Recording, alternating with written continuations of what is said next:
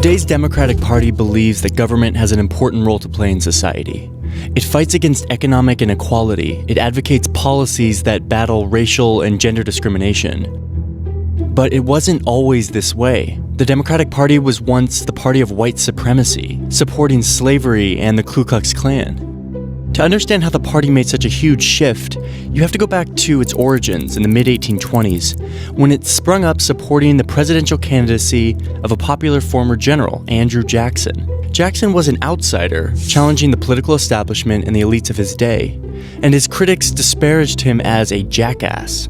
But Jackson embraced the animal as a symbol of determination, and donkeys started appearing in newspapers to represent him and his followers. In the 1828 presidential election, which saw record-breaking popular participation, Jackson won in a landslide victory. So his supporters argued that they, and not the old elites, represented the popular will of the country, and they started calling themselves the Democratic Party.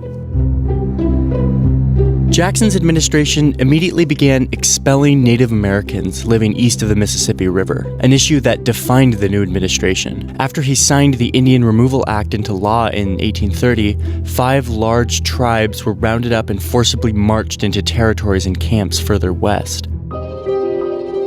And the Democrats' ambitions didn't stop there. In the 1840s, the party adopted the doctrine of manifest destiny, the idea that Americans, white Americans, were divinely entitled to dominate the whole North American continent. Democratic President James K. Polk put this idea into action, massively expanding U.S. holdings by annexing Texas, acquiring Oregon, and winning much of what's now the southwestern U.S. in a war with Mexico. But soon afterward, national politics devolved into bitter controversy over whether new states entering the Union should be permitted to allow slavery. Democrats said they should, since their support base was strongest in slaveholding states. Yet a new northern party, the Republicans, sprang up in opposition to expanding slavery any further. When Republican Abraham Lincoln won the presidency, the South seceded and the Civil War began.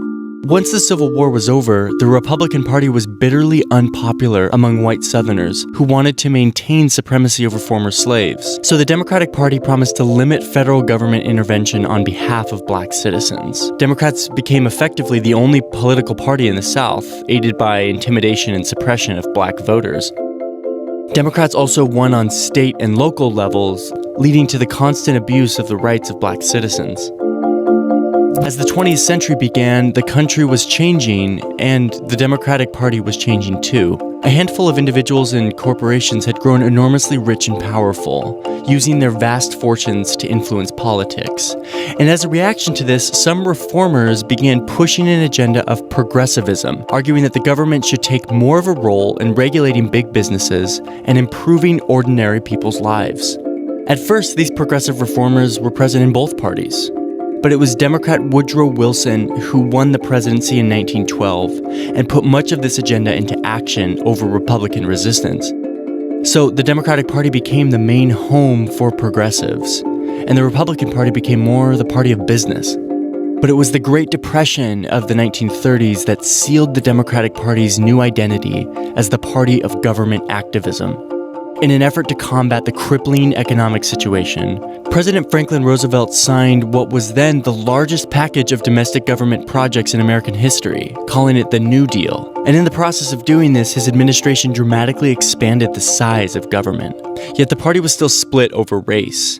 By the mid-20th century, it contained Southerners who staunchly supported segregation, liberal reformers trying to end it, and many politicians who were just happy to look the other way. But in 1964, when the Senate voted on the Anti-Segregation Civil Rights Act, this shows how the progressive reformers in the party had gained the upper hand, steering the party away from its racist past towards equality and social justice. But the Democrats in the South voted against the Civil Rights Act, remaining wedded to the idea of segregation.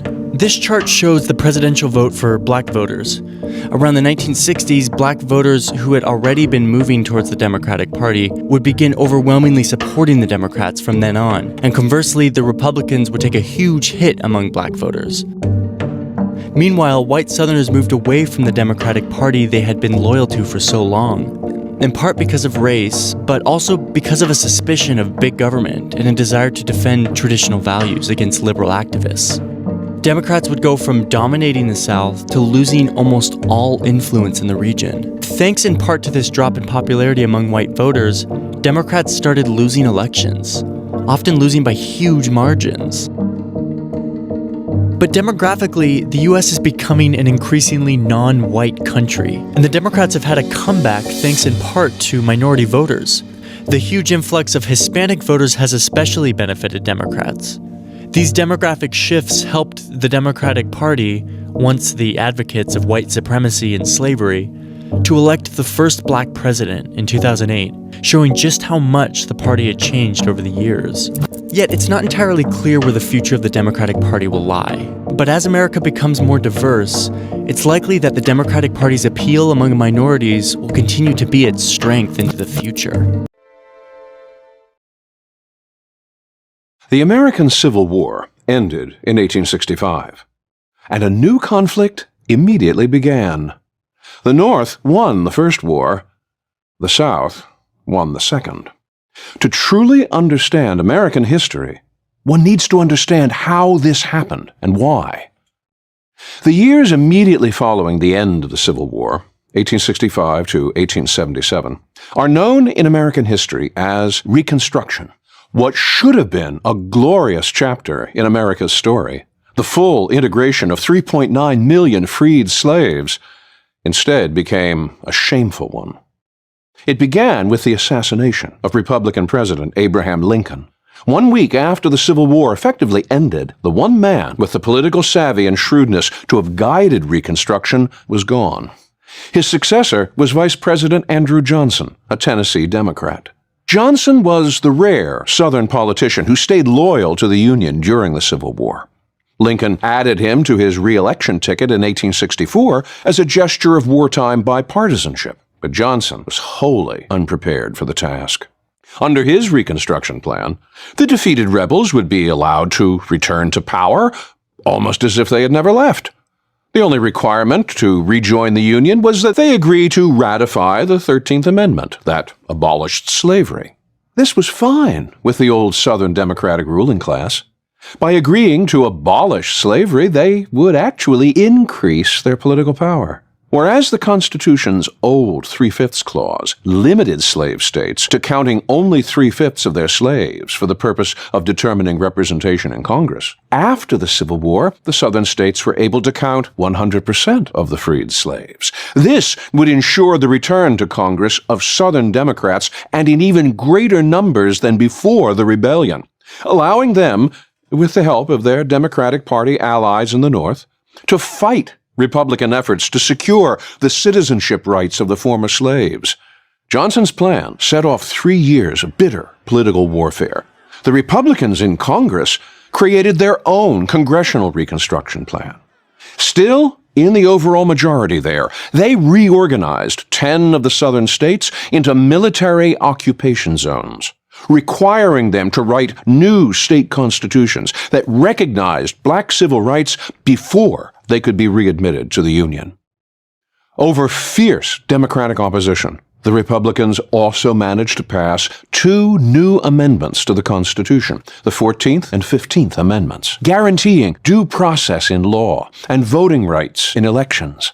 Those rights enabled the former slaves to help elect new state governments, to hold office, and even to send the first black representatives and senators to Congress, all Republicans. Most important, in 1869, with the help of 500,000 votes from newly enfranchised blacks, a new Republican president, Ulysses S. Grant, took office. Grant was solidly behind the Congressional Reconstruction Plan. But a new problem arose. Disgruntled Southern whites organized themselves into ad hoc militias to terrorize Southern blacks and their white Republican supporters into silence. The largest and most famous of these militias went by a still familiar name, the Ku Klux Klan. President Grant fought the Klan and other like-minded terror groups, but the fight required an extended military intervention to keep the peace, and that cost time and money. Grant also had to deal with Northern Democrats who were sympathetic to Southern racism. With each new election, 1868, 1870, and 1872, they gained more congressional seats and more power. And then in 1873, a major financial depression began. Economically desperate, anxious to put the remnants of the Civil War behind them, voters gave control of the House of Representatives back to the Democrats in the 1874 midterm elections. Grant left office in 1877. Soon after, the last Republican state governments in the South were overthrown. Black voters were disenfranchised, Jim Crow racial segregation became the order, and the South returned to social and economic backwardness. What could we have done better? First, we should have imposed a real occupation on the defeated Confederacy until a new political generation grew up in the South which learned a newer lesson about race and rights than white supremacy. Second, we should have gotten land ownership into the hands of the freed slaves and brought the South into the same world of free markets, economic mobility, small-scale manufacturing and industry that Lincoln's Republicans advocated. So we've been talking about the system of Jim Crow segregation, and in the last video we left off in 1876. And in 1876, there was a contested presidential election between a Republican candidate named Rutherford B. Hayes and a Democratic candidate named Samuel J. Tilden. And in this election, there was one of the rare cases where Tilden actually won the popular vote, whereas Hayes won the electoral vote. So there's a standoff in Congress for months over how this presidential election is going to end. And eventually, they make kind of a backroom deal known as the Compromise of 1877. And in this compromise, the Democrats and the Republicans agree that Hayes, a Republican, will get to be president of the United States. In exchange, the military forces that have been occupying the South, especially the last two states of Louisiana and South Carolina, and have been enforcing the 14th Amendment, or the equal citizenship of African Americans in the South, they're going to leave. They're going to go back to their barracks and will no longer interfere in the political system of the South. So with the Compromise of 1877, the Republican Party, which has been standing behind the rights of African Americans, remember, the Republicans were the party of Abraham Lincoln, pretty much gives up as a party on trying to ensure the racial equality of African Americans. Now, why did they do this? Well, I think mainly this was a question of weariness and giving up on their part. Remember that the Civil War ended in 1865. Now it's 12 years later in 1877, and there are still federal troops in the South. So imagine if you were a parent in Massachusetts and you thought that your son, who was enlisted in the Union Army, was going to come home in 1865, and now it's 1877 and he's still in South Carolina. Seems like a long time to fight a war. So that's one part of it. The other part of it is that in 1873, there is an economic panic. This is an early depression. You know, we often think of the Great Depression as the only time the United States was stricken with an economic downturn. But before the Depression, there were about 20-year cycles of boom and bust. So in 1873, there was an economic bust that meant that people had less money to throw at the problem of Reconstruction in the South. And I would say the last part of this is a combination of racism and the new labor movement in the North. So as whites in the North got farther and farther away from the Civil War, the animating spirit of abolition started to fade among many Northerners. The late 19th century was an era of increasing racialization, especially as new ethnic classes came into the United States from Southern and Eastern Europe. And so there was a new interpretation of race that really came to the foreground in this time period, which we call social Darwinism. And we'll talk more about that in other videos.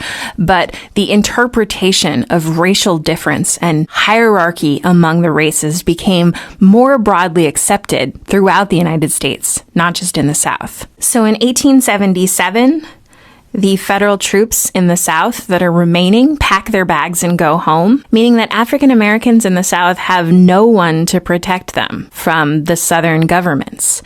And so within months, many of these governments passed the laws which we now call Jim Crow laws. And these are the laws which prevent African Americans from voting, prevent intermarriage between whites and blacks, and also enact all of these separations of public accommodation that we now associate with Jim Crow, sitting in the back of the bus, using a separate water fountain. Now, if it sounds like these sorts of laws are directly in contradiction with the 14th Amendment, which says that laws cannot target a specific race, that there's equal protection under the law for everyone born in the United States, you're right. That's exactly what these laws are. They are a contradiction of the 14th Amendment. And in 1896, a man named Homer Plessy was arrested for sitting in a white train compartment. He thought Rosa Parks was the first, but in fact, it's Homer Plessy who tries to desegregate trains. In fact, he's trying to test the constitutionality of having segregated train compartments in 1896. And his case goes all the way to the Supreme Court, which rules that it is fine to separate the races as long as separate accommodations are equal. So this is the place where separate but equal comes in. Now, in theory,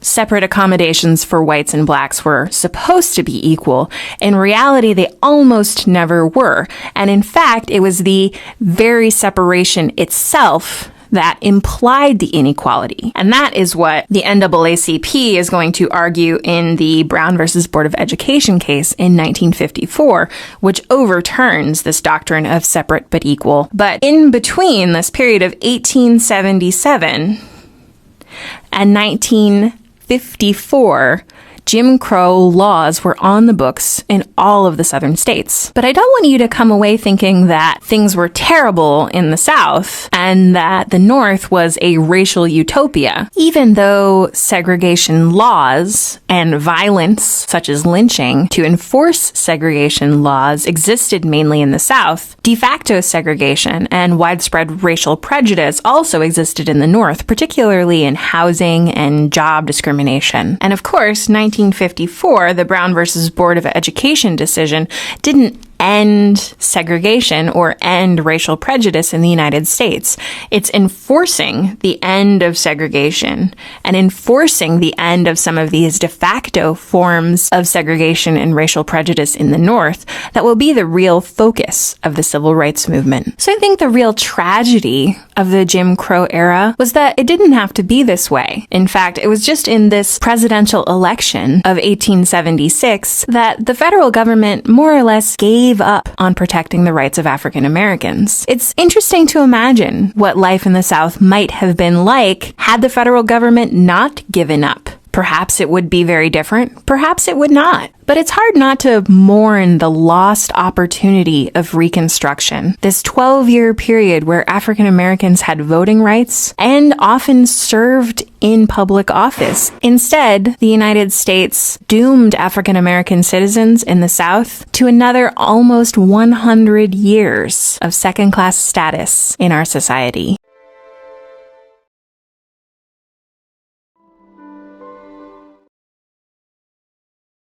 How do you define freedom? Stop for a minute and picture what it means to be free. What comes into your mind? Traveling wherever you please? Having enough money to do what you want? Or is freedom better defined by what it's not? Not having anyone telling you what to do, not being in prison? Freedom is a core aspect of U.S. national identity. But if someone gave you a box labeled Contents, Freedom, what would you expect to find inside?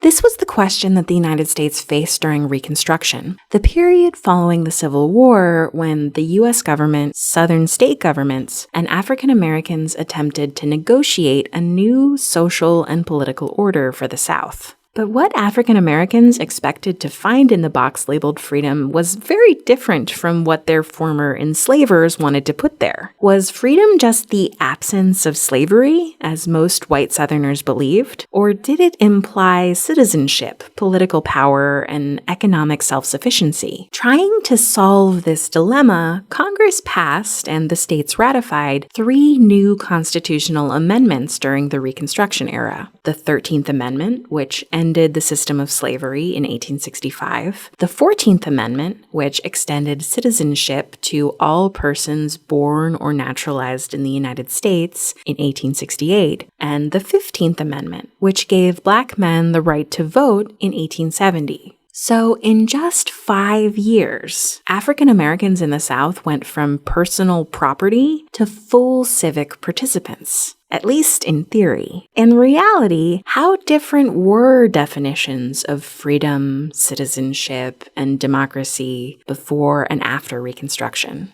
To really answer this question, we need to examine continuity and change in the Reconstruction era. What stayed the same and what changed in each of these 3 areas following the passage of the Reconstruction Amendments? Okay, first, let's look at continuities and changes in the definition of freedom. Before the end of slavery, African Americans had neither economic nor physical freedom. They didn't have control of their bodies or of their labor. The pass system kept them from moving freely, and slavery itself meant that they couldn't choose where to work or earn money from their own work. So how much did their physical and economic freedom change after the 13th Amendment outlawed slavery? Well, their economic self-sufficiency went through some ups and downs. Most African Americans believed that their years of unpaid toil entitled them to land of their own. U.S. Army General William Tecumseh Sherman redistributed Confederate territory on the coasts of Georgia and South Carolina to Black families, who farmed there for a few years until Lincoln's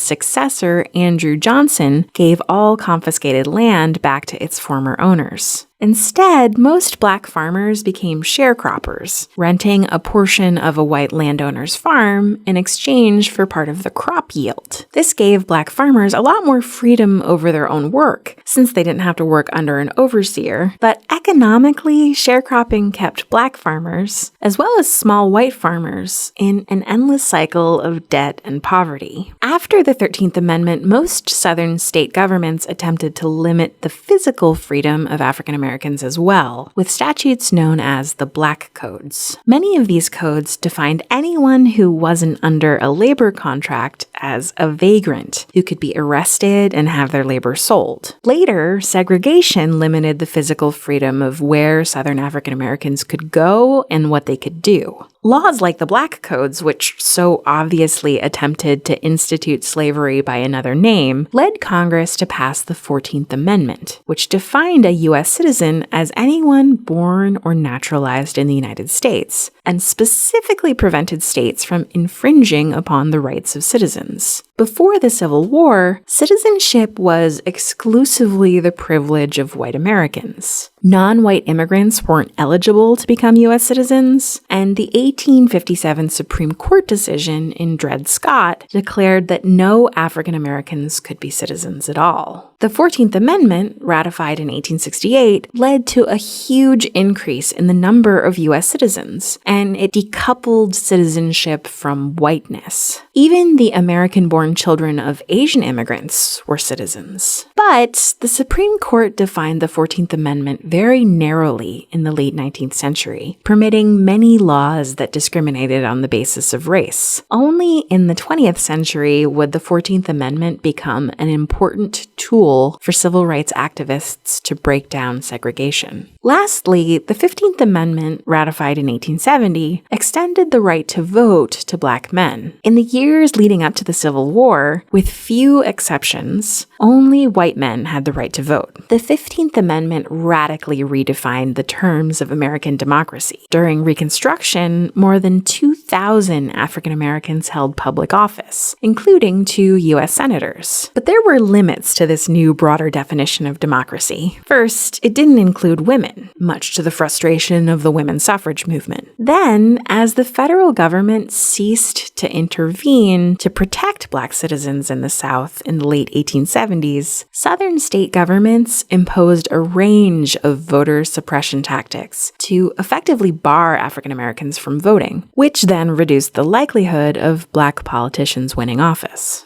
Not until the 1960s would African American voter registration once again reach Reconstruction-era levels. So how much did the Reconstruction Amendments change definitions of freedom, citizenship, and democracy? Well, after the amendments, African Americans were free to own their own bodies and labor, but that was about it. The 14th and 15th Amendments led to short-lived revolutions in the concept of citizenship and in voting rights, but those rights had all but evaporated by the end of the century. Nevertheless, although they didn't have much of an impact in the short term, these amendments would lay the foundation for the civil rights movement of the 1950s and 60s.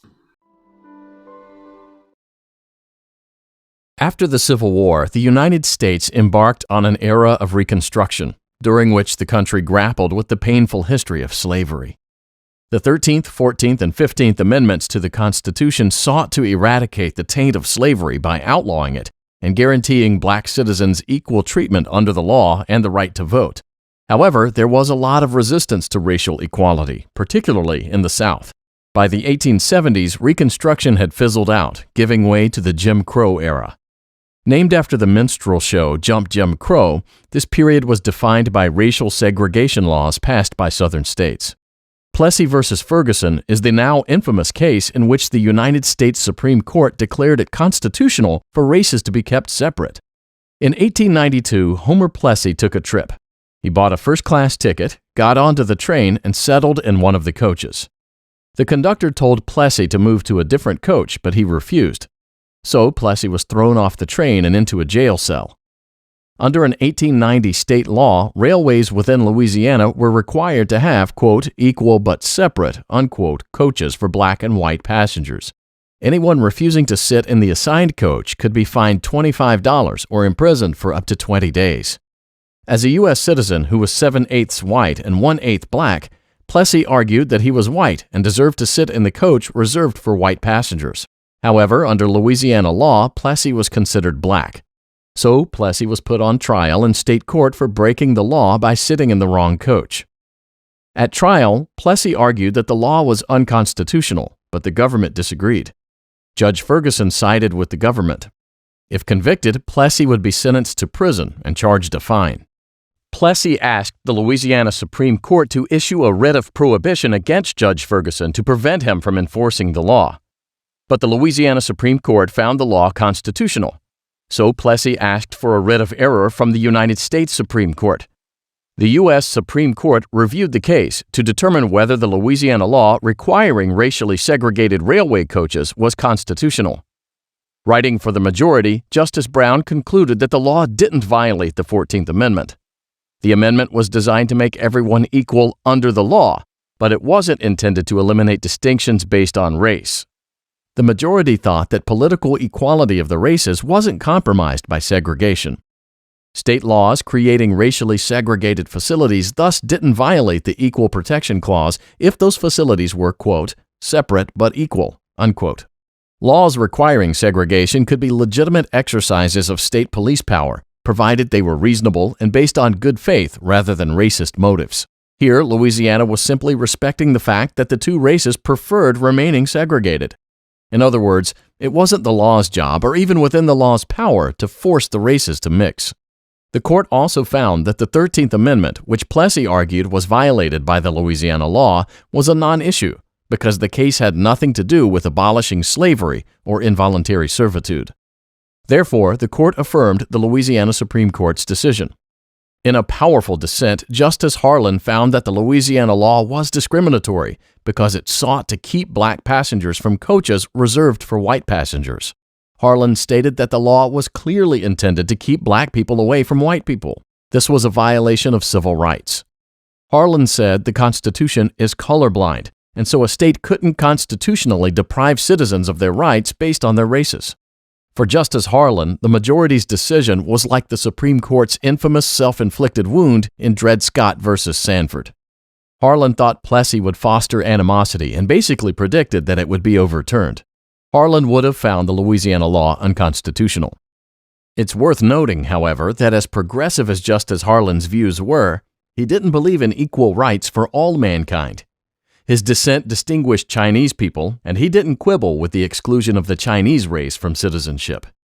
The Supreme Court's decision in Plessy versus Ferguson justified racial discrimination in the United States based on the separate but equal doctrine.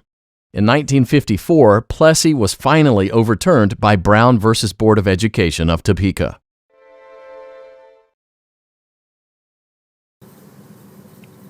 Morgan v. Virginia, 1946. In 1942, the state of Virginia passed a law requiring all motor carriers, both intrastate and interstate, to require separate seating for white and colored passengers. In 1944, Irene Morgan boarded a Greyhound bus for Gloucester, Virginia to Baltimore, Maryland. Morgan sat in the colored section of the bus. After an hour on the bus, a white couple boarded the bus and the bus driver demanded that Morgan give up her seat to them. She refused to move. The bus driver pulled over and called the police. Morgan was arrested for violating Virginia law. She appealed her case to the U.S. Supreme Court, with her legal counsel being future Supreme Court Justice Thurgood Marshall. In a 6-1 decision, the Supreme Court ruled that the Virginia law was in violation of Interstate Commerce Clause of the Constitution. The court ruled that Virginia did not have the right to dictate the rules for a bus that conducted business in multiple states. This is a power delegated to Congress and not to the states.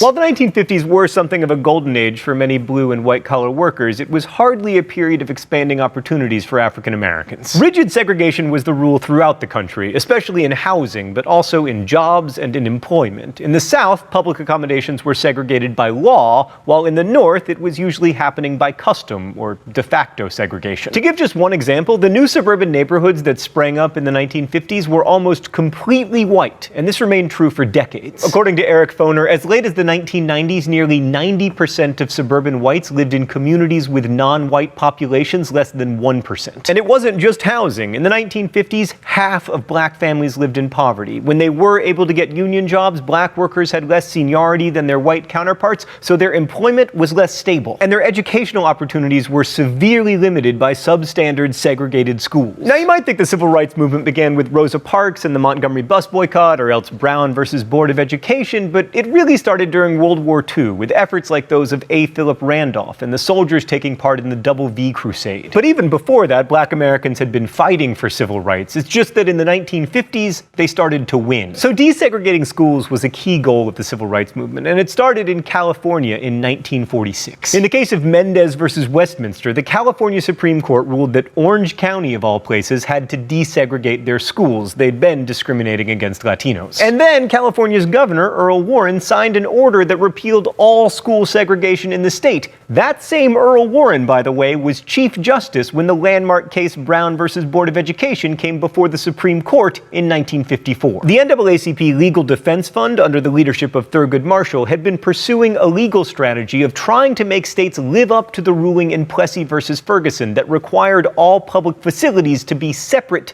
but equal. They started by bringing lawsuits against professional schools, like law schools, because it was really obvious that the 3 classrooms and no library that Texas set up for its African-American law students were not equal to the actual University of Texas's law school. But the Brown case was about public schools for children. It was actually a combination of 5 cases from 4 states, of which Brown happened to be alphabetically the first. The Board of Education in question, incidentally, was in Topeka, Kansas, not one of the states of the old Confederacy, but nonetheless a city that did restrict its schooling by race. Oh, it's time for the mystery document? The rules here are simple. I read the mystery document. If I'm wrong, I get shocked. Segregation of white and colored children in public schools has a detrimental effect upon the colored children. The impact is greater when it has the sanction of the law, for the policy of separating the races is usually interpreted as denoting the inferiority of the Negro group. A sense of inferiority affects the motivation of a child to learn. Segregation with the sanction of law, therefore, has a tendency to retard the educational and mental development of Negro children and to deprive them of some of the benefits they would receive in a racially integrated school system. Stan, the last 2 weeks you have given me 2 extraordinary gifts, and I am thankful. It is Earl Warren from Brown versus Board of Education. Huzzah! Justice Warren is actually quoting from sociological research there that shows that segregation itself is psychologically damaging to black children because they recognize that being separated out is a badge of inferiority. All right, let's go to the thought bubble. The Brown decision was a watershed, but it didn't lead to massive, immediate desegregation of the nation's public schools. In fact, it spawned what came to be known as massive resistance in the South. The resistance got so massive, in fact, that a number of counties, rather than integrate their schools, closed them. Prince Edward County in Virginia, for instance, closed its schools in 1959 and didn't reopen them again until 1964. Except they didn't really close them because many states appropriated funds to pay for white students to attend, quote, private academies. Some states got so into the resistance that they began to fly the Confederate battle flag over their state capitol buildings. Yes, I'm looking at you, Alabama and South Carolina. On December 1st, 1955, Rosa Parks refused to move to the back of a bus in Montgomery, Alabama, and got arrested, kicking off the Montgomery bus boycott that lasted almost a year. A lot of people think that Rosa Parks was simply an average African-American working woman who was tired and fed up with segregation, but the truth is more complicated. Parks had been active in politics since the 1930s and had protested the notorious Scottsboro Boys case. She'd served as secretary for the NAACP, and she had begun her quest to register to vote in Alabama in 1943. She failed a literacy test 3 times before becoming one of the very few black people registered to vote in the state. And in 1954, she attended a training session for political activists and met other civil rights radicals. So Rosa Parks was an active participant in the fight for black civil rights long before she sat on that bus. The bus boycott also thrust into prominence a young pastor from Atlanta, the 26-year-old Martin Luther King Jr. He helped to organize the boycott from his Baptist church, which reminds us that black churches played a pivotal role in the civil rights movement. That boycott would go on to last for 381 days, and in the end, the city of Montgomery relented. Thanks, Thought Bubble. So that was, of course, only the beginning for Martin Luther King, who achieved his greatest triumphs in the 1960s. After Montgomery, he was instrumental in forming the Southern Christian Leadership Conference, a coalition of black civil rights and church leaders who pushed for integration, and they needed to fight hard, especially in the face of massive resistance and an Eisenhower administration that was lukewarm at best about civil rights. But I suppose Eisenhower did stick up for civil rights when forced to, as when Arkansas Governor Orville Faubus used the National Guard to prevent the integration of Little Rock Central High School by 9 black students in 1957. Eisenhower was like, you know, as the guy who invaded Normandy, I don't think that's the best use for the National Guard. So Eisenhower sent the 101st Airborne Division, not the entirety of it, but some of it, to Little Rock, Arkansas to walk kids to school, which they did for a year. After that, Faubus closed the schools, but at least the federal government showed that it wouldn't allow states to ignore court orders about the Constitution.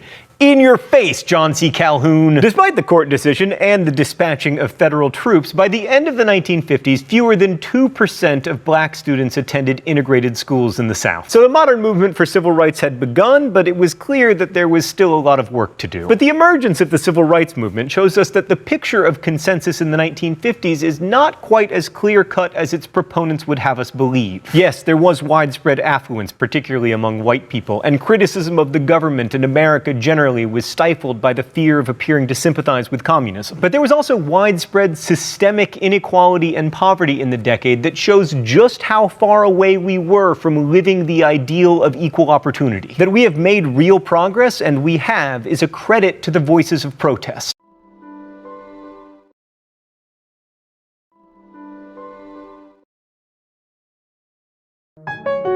In the late 1800s and early 1900s, states in the South had laws known as Jim Crow laws that separated blacks and whites in public places. African Americans had to ride in the back of buses and in separate train cars. There were separate drinking fountains and theater entrances, separate waiting rooms, parks, and schools. This racial segregation was strictly enforced. Facilities and services were required by law to be separate but equal, yet they rarely were equal. But a court case in Texas brought by Heman, Marion Sweat would help bring an end to segregation laws in Texas and across the United States. In the early 1940s, Heman Sweat, a letter carrier, made efforts to gain more civil rights for African Americans, such as voting rights and job opportunities. Sweat decided to study the law to help in his fight against discrimination.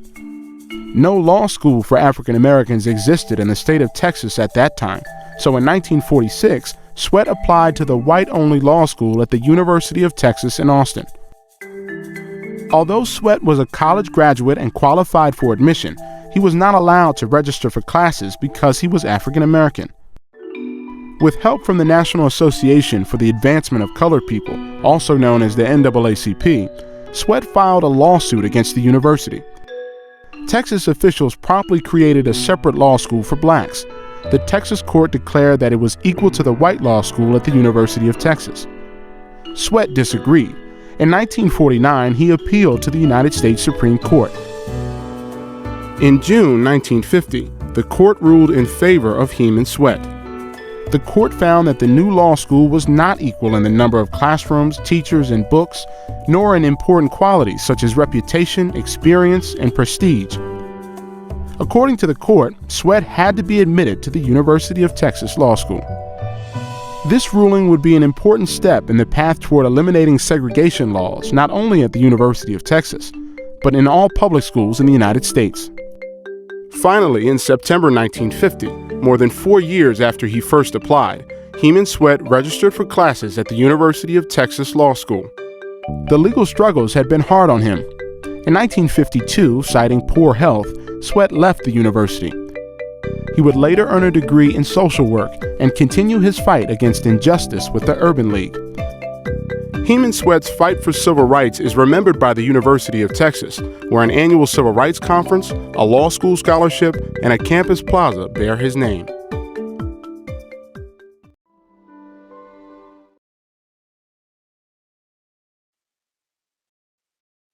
Linda Brown had to travel a mile every day to get to her non-white school, even though she lived near a white school. The Browns attempted to enroll Linda at the white school, but were turned away, as were several other black families. In Brown v. Board of Education, a group of 13 parents, including Linda's dad, Oliver Brown, sued the Topeka School Board on behalf of their 20 children in federal district court, alleging that segregation deprived them of equal protection of the laws under the 14th Amendment. A panel of 3 district court judges ruled for the school board, finding that the facilities for black students were largely equal to those for white students. The court cited the 1896 Supreme Court precedent Plessy v. Ferguson, which validated separate but equal accommodations in public transportation, but acknowledged the detrimental effect segregation had on non-white children. Brown appealed directly to the U.S. Supreme Court, which granted certiorari and consolidated Brown with 4 other cases from South Carolina, Virginia, Delaware, and the District of Columbia to determine whether state-sponsored racial segregation in public schools could continue.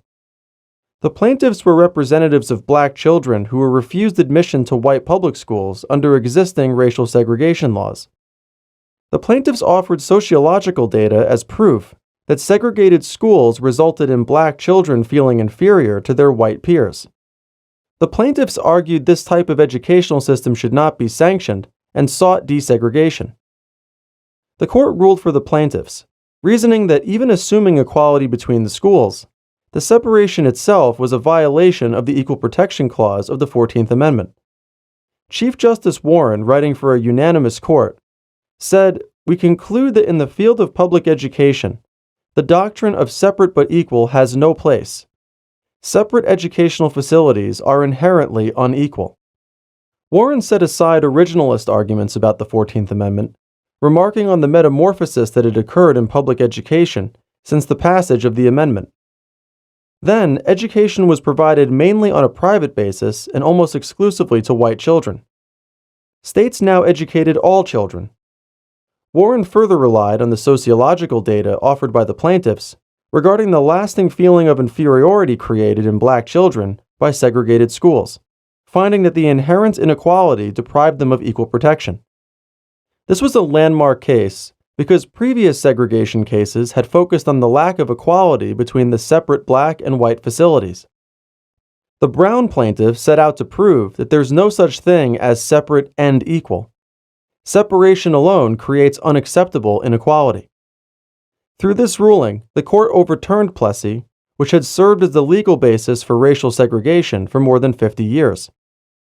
Foreseeing obstacles to implementation, the Supreme Court asked the Attorney Generals of all states with segregated schools to submit plans for desegregation. The Brown case served as a major milestone in the civil rights movement and became one of the legal foundations for challenges to segregation in other areas of American life. Maybe the most important case which dealt with segregation in the United States was the 1954 case of Brown v. the Board of Education of Topeka, Kansas. To understand this landmark case, it's important to appreciate some context.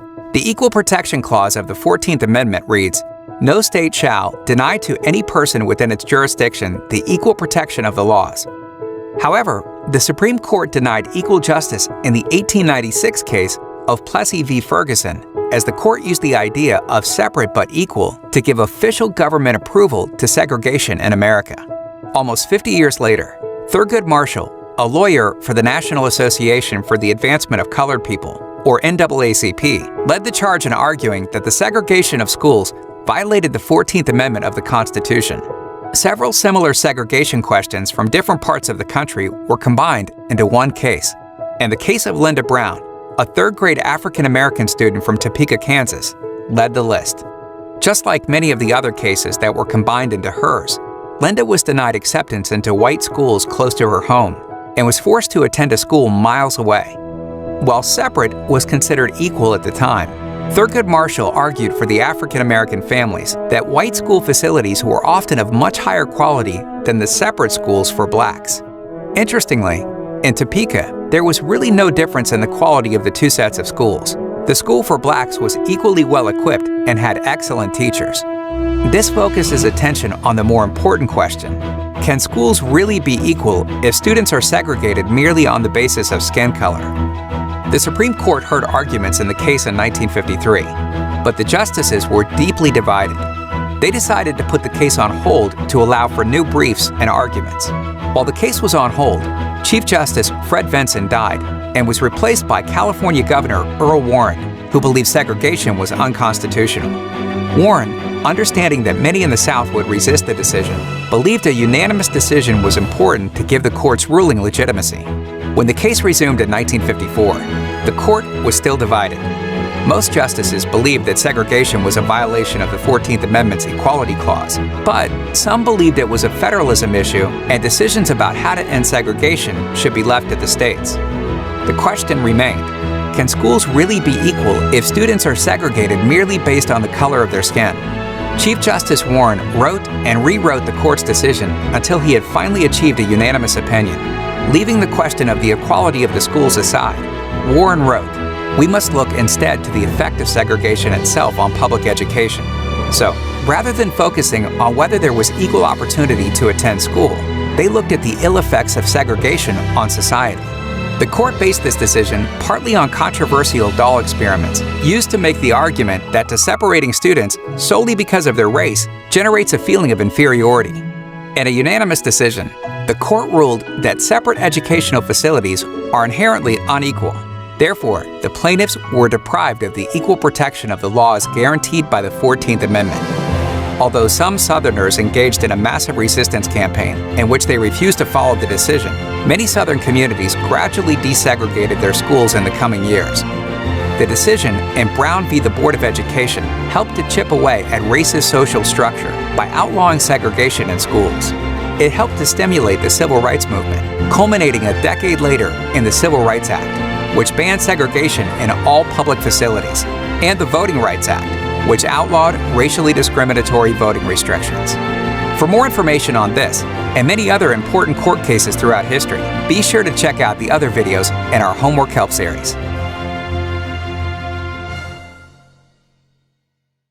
As you'll no doubt remember from last week, the civil rights movement began in the 1950s, if not before, but many of its key moments happened in the 60s. And this really began with sit-ins that took place in Greensboro, North Carolina. Black university students walked into Woolworths and waited at the lunch counters to be served, or more likely, arrested. After 5 months of that, those students eventually got Woolworths to serve black customers. Then in 1961, leaders from the Congress on Racial Equality launched freedom rides to integrate interstate buses. Volunteers rode the buses into the Deep South, where they faced violence, including beatings and a bombing in Anniston, Alabama. But despite that, those freedom rides also proved successful, and eventually the ICC desegregated interstate buses. In fact, by the end of the 60s, over 70,000 people had taken part in demonstrations, from sit-ins to teach-ins to marches. But they weren't all successful. Martin Luther King's year-long protests in Albany, Georgia didn't end discrimination in the city, and it took JFK ordering federal troops to escort James Meredith to class for him to attend the University of Mississippi. The University of Mississippi, America's fallback college.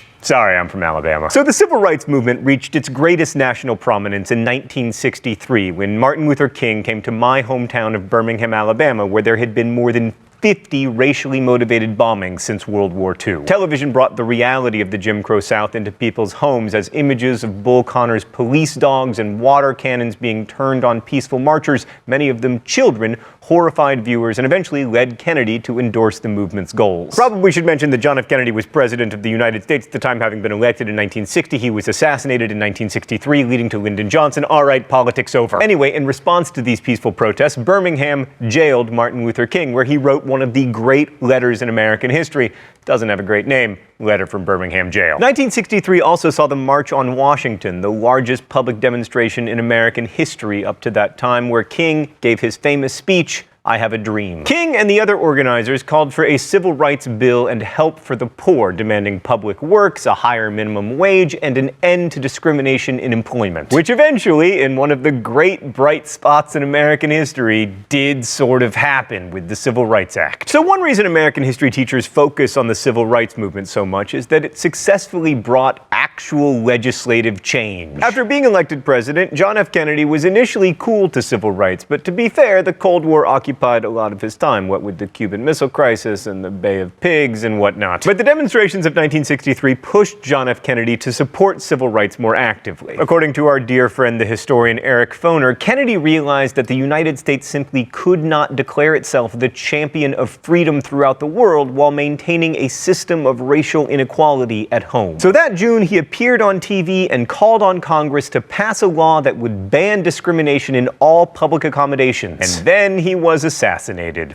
Thanks, Lee Harvey Oswald. Or possibly someone else, but probably Lee Harvey Oswald. So then Lyndon Johnson became president, and he pushed Congress to pass the Civil Rights Act of 1964. The law prohibited discrimination in employment, schools, hospitals, and privately owned public places like restaurants and hotels and theaters, and it also banned discrimination on the basis of sex. The Civil Rights Act was a major moment in American legislative history, but it hardly made the United States a haven of equality. So civil rights leaders continued to push for the enfranchisement of African Americans. After Freedom Summer Workers registered people in Mississippi to vote, King launched a March for Voting Rights in Selma, Alabama in January 1965. And again, television swayed public opinion in favor of the demonstrators. Thank you, TV, for your one and only gift to humanity. Just kidding, Battlestar Galactica. So in 1965, Congress passed the Voting Rights Act, which gave the federal government the power to oversee voting in places where discrimination was practiced. In 1965, Congress also passed the Hart-Celler Act, which got rid of national origin quotas and allowed Asian immigrants to immigrate to the United States. Unfortunately, the law also introduced quotas on immigrants from the Western Hemisphere. Lyndon Johnson's domestic initiatives from 1965 through 1967 are known as the Great Society, and it's possible that if he hadn't been responsible for America escalating the war in Vietnam, he might have been remembered, at least by liberals, as one of America's greatest presidents. Because the Great Society expanded a lot of the promises of the New Deal, especially in the creation of health insurance programs like Medicare for for the elderly and Medicaid for the poor. He also went to war on poverty. Never go to war with a noun. You will always lose. Johnson treated poverty as a social problem rather than an economic one, so instead of focusing on jobs or guaranteed income, his initiative stressed things like training. That, unfortunately, failed to take into account shifts in the economy away from high-wage union manufacturing jobs toward more lower-wage service jobs. Here's what Eric Foner had to say about Johnson's domestic accomplishments. By the 1990s, the historic gap between whites and blacks in education, income, and access to skilled employment narrowed considerably.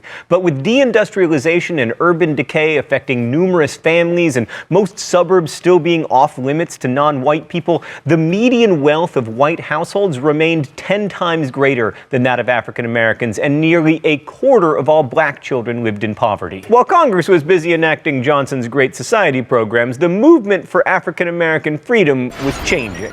Let's go to the thought bubble. Persistent poverty and continued discrimination in the workplace, housing, education, and criminal justice system might explain the shift away from integration and toward black power, a celebration of African American culture and criticism of whites' oppression. 1964 saw the beginnings of riots in city ghettos, for instance, mostly in northern cities. The worst riots were in 1965 in Watts, in Southern California. These left 35 people dead, 900 injured, and $30 million in damage. Newark and Detroit also saw devastating riots in 1967. In 1968, the Kerner Report blamed the cause of the rioting on segregation, poverty, and white racism. Then there's Malcolm X, who many white people regarded as an advocate for violence, but who also called for self-reliance. It's tempting to see leadership shifting from King to X as the civil rights movement became more militant, but Malcolm X was active in the early 1960s, and he was killed in 1965, 3 years before Martin Luther King was assassinated and before all the major shifts in emphasis toward black power. Older civil rights groups like CORE abandoned integration as a goal after 1965 and started to call for black power.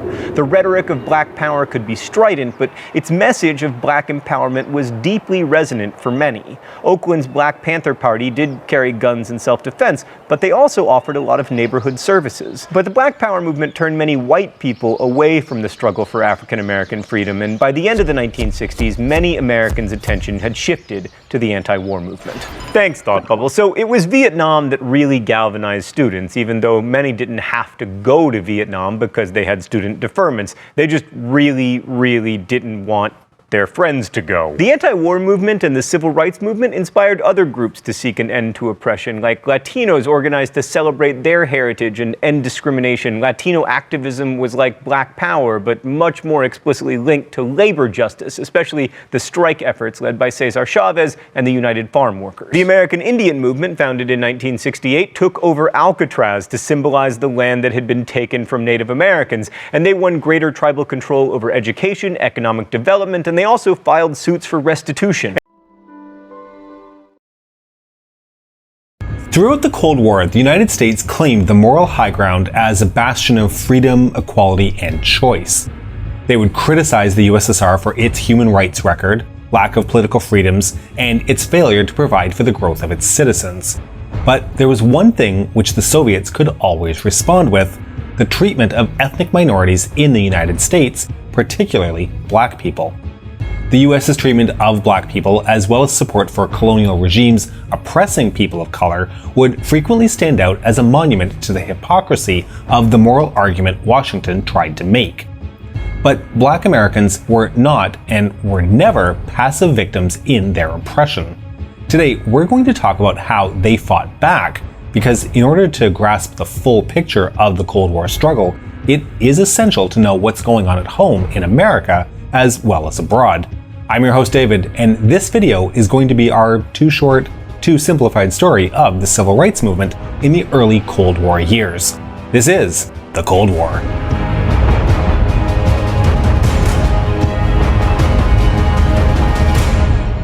There's no real way to start this story without talking about slavery. For hundreds of years, long before the American Revolution, the land which would become the United States practiced the slavery of African people. And for the first 7 decades of American history, slavery persisted, contributing greatly to much of the wealth which would aid in the industrialization and expansion of that new country. enslaved hands helped build the United States into the country it is today. A massive portion of the raw working hours, which built America, came from people considered property strictly because of the color of their skin.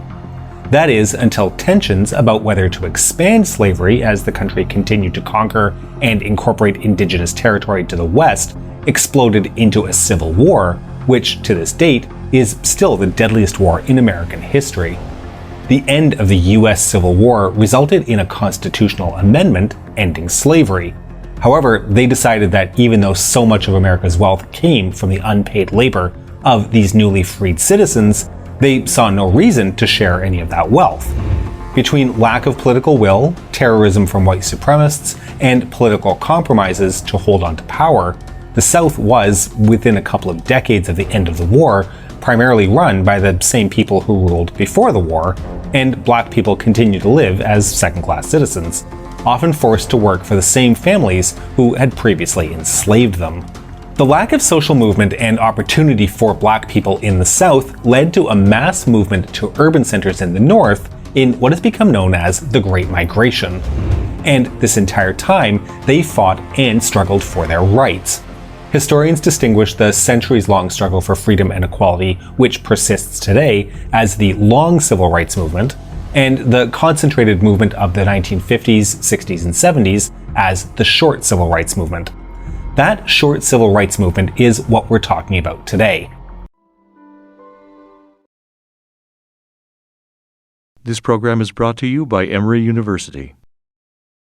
In August of 1963, the civil rights movement was focusing on a march on the nation's capital in support of a civil rights bill. And this was right after a series of crises in the United States. And most important, in May of 1963, civil rights marchers marched peacefully into Birmingham, Alabama, and were just brutalized by the police. So these horrible images were all over the nation's press, and they were also plastered all over the press around the world. This was in the middle of the Cold War.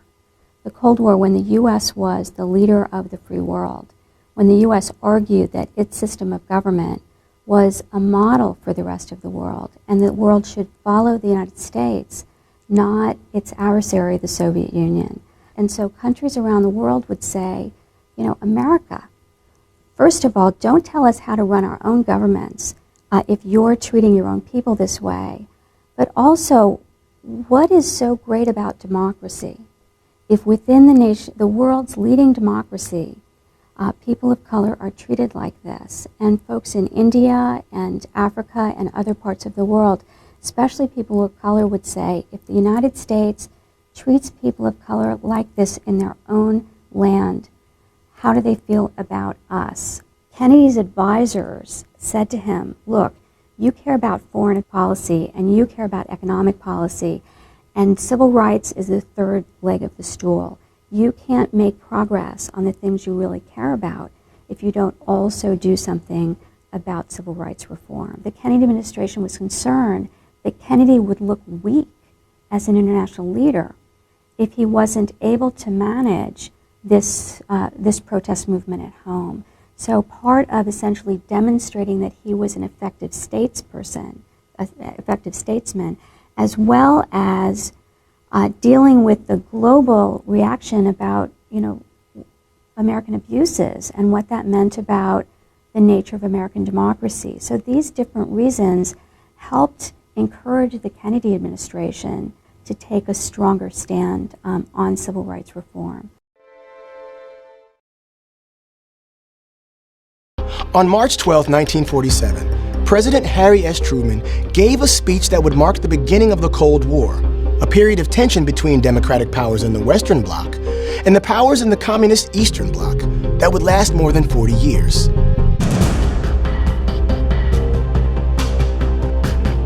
Let's take a look at what gave rise to this directive, Truman's famous speech, and the lasting impact of his doctrine. Immediately following World War II, tensions between the West and the USSR were already on the rise. Recovering European countries were in political crisis, with large factions within them supporting their nation's communist political parties. The Soviet Union supported these communist factions, desiring to expand their influence in Europe. But the United States, along with its wartime allies, wanted countries to set up governments committed to free market economies and supportive of democratic governments. American and British political leaders believed that nations with constitutional self-government would foster economic prosperity and deliver them reliable allies in trade, commerce, and war. This was on the mind of Winston Churchill, the former Prime Minister of the United Kingdom, when he gave his Iron Curtain speech in Fulton, Missouri in 1946. In it, he condemned the Soviet Union's oppressive power in the East. However, the lines between communism and democracies were not always clear-cut. In 1947, tensions in the Mediterranean made that clear. Greece was engaged in a brutal civil war between a nationalist Greek army, supported by the United States, and a communist militia fighting for a new democratic government. This internal conflict made it vulnerable to the political influence of other countries. The US feared that the Soviet Union would step in and support the communist war effort in Greece, ultimately influencing Greek policy. Meanwhile, the USSR had been trying to expand influence in other parts of the Mediterranean, putting a lot of pressure on Turkey in particular. See, at the time, the Soviets wanted to drill for oil in Iran. But to get that oil out of Iran, they had to use Turkish waters. So the Soviet government pressured Iran into granting them oil concessions right near the Turkish border, while trying to get Turkey to grant them a military base and transit rights through the Turkish Straits. The United States government didn't want the Soviet Union to control the Turkish Straits, which offered both military and economic advantages. For this reason, the US and its allies sought an anti-communist Turkey. American diplomats concluded from Russian interest in Turkey that the Soviet Union was also supporting communists in Greece, just west of Turkey. Nonetheless, American diplomats feared a domino effect, either from a communist victory in Greece or a Turkish concession to Soviet interests in the Straits. So when Truman addressed Congress on the crisis in the Mediterranean on March 12, 1947, he described a solid communist threat across the entire region. Truman's speech called for immediate military and economic aid, $400 million, to Turkey and Greece. I believe that it must be the policy of the United States to support free peoples who are resisting attempted subjugation by armed minorities or by outside pressure. He was careful not to explicitly mention the USSR, but the warning against the Soviets was clearly implied. To convince the American public to support such a broad commitment to the fight of communism, Republican Senator Arthur Vandenberg urged the president to overstate the crisis and scare the hell out of the American people. This not only marked a definitive move against the Soviet Union, it was also a shift in U.S. foreign policy. For the first time, the United States became financially involved in countries outside of the Western Hemisphere. As the first definitive Cold War speech, the Truman Doctrine served as a prelude to the Marshall Plan, which would extend aid to all of Western Europe. The doctrine emphasized the virtues of a free market economy and the defense of the Western world against communism. It also established an interventionist trend, setting the precedent for American involvement in both the Korean and Vietnam Wars. Truman's speech marked the beginning of the Cold War, the start of a struggle for global dominance that would ripple throughout the 20th century. On December 5, 1960, the U.S. Supreme Court issued a ruling in the case of Boynton versus Virginia. The case overturned a lower court conviction of a black law student, Bruce Boynton, for trespassing in the whites-only section of a bus terminal restaurant. The Supreme Court ruled that racial segregation in public transportation was illegal because such segregation violated the Interstate Commerce Act. However, the U.S. government did not actively enforce the ruling, and many bus terminals continued to segregate the races.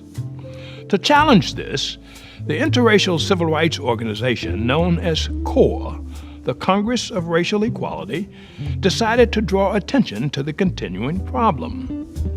In May 1961, CORE began one of the most important protests of the Civil Rights era, the Freedom Rides of 1961. During the Freedom Rides, several hundred civil rights workers, black and white, rode Greyhound and Trailways buses through the Deep South to challenge local segregation laws and customs. Freedom Riders faced hostility, discrimination, and quite frequently mob violence. But they persevered, maintaining their dedication to nonviolent direct action. Some of the notable Freedom Riders included civil rights activist and now Congressman John Lewis and James Farmer, National Director of CORE.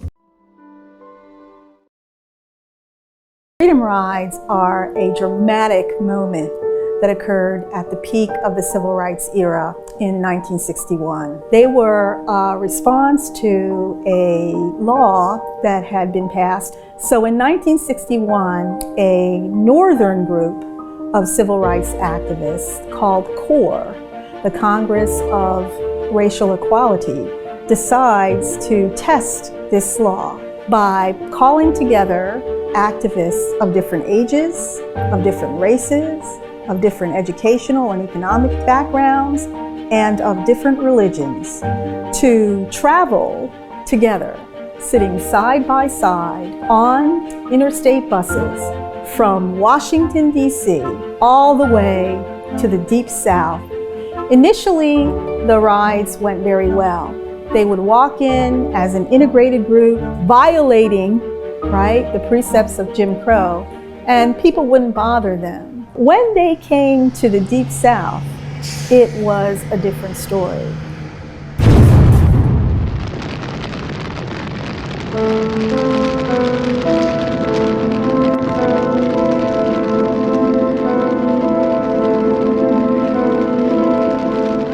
So their ride stalled.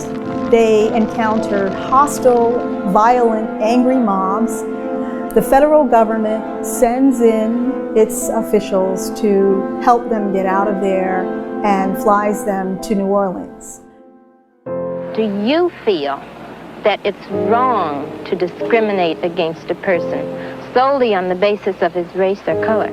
Diane Nash, who had led the Nashville sit-ins, heard about the Freedom Rides, heard about the trouble that the Freedom Riders had encountered, and she did not want the Freedom Rides to go down in the annals of history as a failure.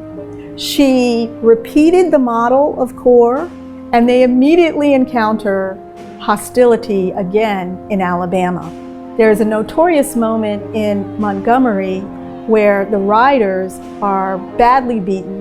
Reporters who are filming the riders are badly beaten. The local African American church has a mass meeting to call attention to this problem. Dr. King is flown in. A mob of thousands surrounds the church and threatens to set the church on fire. Dr. King phones the Attorney General, Robert Kennedy, and asks for help. And after a long series of telephone calls with the governor of Alabama, Robert Kennedy sends in the National Guard to rescue Dr. King and his congregation. This is a moment of triumph for the civil rights movement because it shows that the federal government is willing to bring its full powers in support of the civil rights movement. So already the Freedom Rides are creating the kind of social change that the riders wanted to. On July 11, 1963, President John F. Kennedy addressed the nation in a televised speech that argued emphatically for a more robust Civil Rights Act. This nation, for all its hopes and all its boasts, will not be fully free until all its citizens are free, he said. A week later, he submitted a proposal to Congress for the most comprehensive civil rights legislation in U.S. history. JFK was assassinated on November 22, 1963, and never saw his bill become law. However, days after his death, newly inaugurated President Lyndon B. Johnson made clear his commitment to following through with Kennedy's proposal. In a November 27th address to a joint session of Congress, Johnson asserted, "No memorial oration or eulogy could more eloquently honor President Kennedy's memory than the earliest possible passage of the Civil Rights Bill for which he fought for so long. The Civil Rights Act of 1964 was a landmark civil rights bill signed into law by President Lyndon B. Johnson on July 2, 1964. It banned employment discrimination based on race, color, religion, sex, or national origin. It also prohibited segregation and discrimination based on those characteristics in public facilities and federally funded programs. Additionally, it restricted discriminatory voting requirements. The Civil Rights Act of 1957 was the first law addressing the legal rights of African Americans since Reconstruction. While the act did establish both a Civil Rights Division of the Justice Department and a U.S. Civil Rights Commission to look into racial discrimination claims, it was weak. The act did little to lessen rampant discrimination and segregation in the country. It did not help protect the voting rights of African Americans and declined to give the Justice Department the power to enforce the recent Brown v. Board decision to desegregate schools. By 1963, rapidly growing frustration over the racism entrenched in American life led Kennedy to propose and fight for a new Civil Rights Act. When he was assassinated in November 1963, Johnson continued the campaign. Let this session of Congress be known as a session which did more for civil rights than the last 100 sessions combined, he declared in his first State of the Union address. Getting the act passed, however, was no easy feat. The House of Representatives rejected almost 100 amendments to the bill that would have weakened it before finally passing it on February 10, 1963.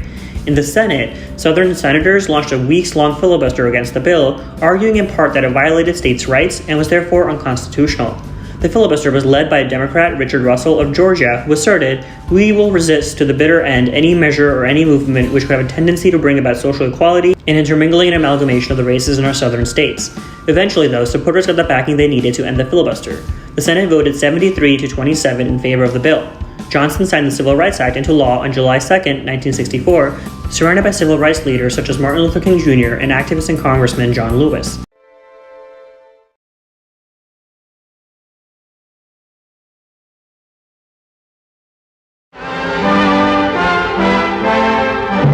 Congress passes the most sweeping civil rights bill ever to be written into the law, and thus reaffirms the conception of equality for all men that began with Lincoln and the Civil War 100 years ago. The Negro won his freedom then, he wins his dignity now. 5 hours after the House passes the measure, the Civil Rights Act of 1964 is signed at the White House by President Johnson. Before an audience of legislators and civil rights leaders who had labored long and hard for passage of the bill, President Johnson calls for all Americans to back what he calls a turning point in history. We must not approach the observance and enforcement of this law in a vengeful spirit. Its purpose is not to punish. Its purpose is not to divide, but to end divisions. Divisions which have lasted all too long. Its purpose is national, not regional. This Civil Rights Act is a challenge to all of us to go to work in our communities and our states, in our homes and in our hearts, to eliminate the last vestiges of injustice in our beloved country. So, tonight I urge every public official, every religious leader, every business and professional man, every working man, every housewife, I urge every American to join in this effort to bring justice and hope to all our people and to bring peace to our land. There's warm applause from members of both parties as the president sets to work. It is work. He uses nearly 100 pens to affix his signature and date. Souvenirs go to Republican leader Everett Dirksen and Democratic whip Hubert Humphrey. The president seems to have mastered the art of just touching each pen to the paper.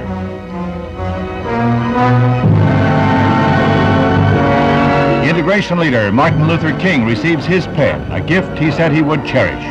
The Department of Justice will enforce the law if necessary, and G-Man Chief J. Edgar Hoover is present. Another group of pens is reserved for the Kennedys, and the Attorney General is entrusted with a half dozen.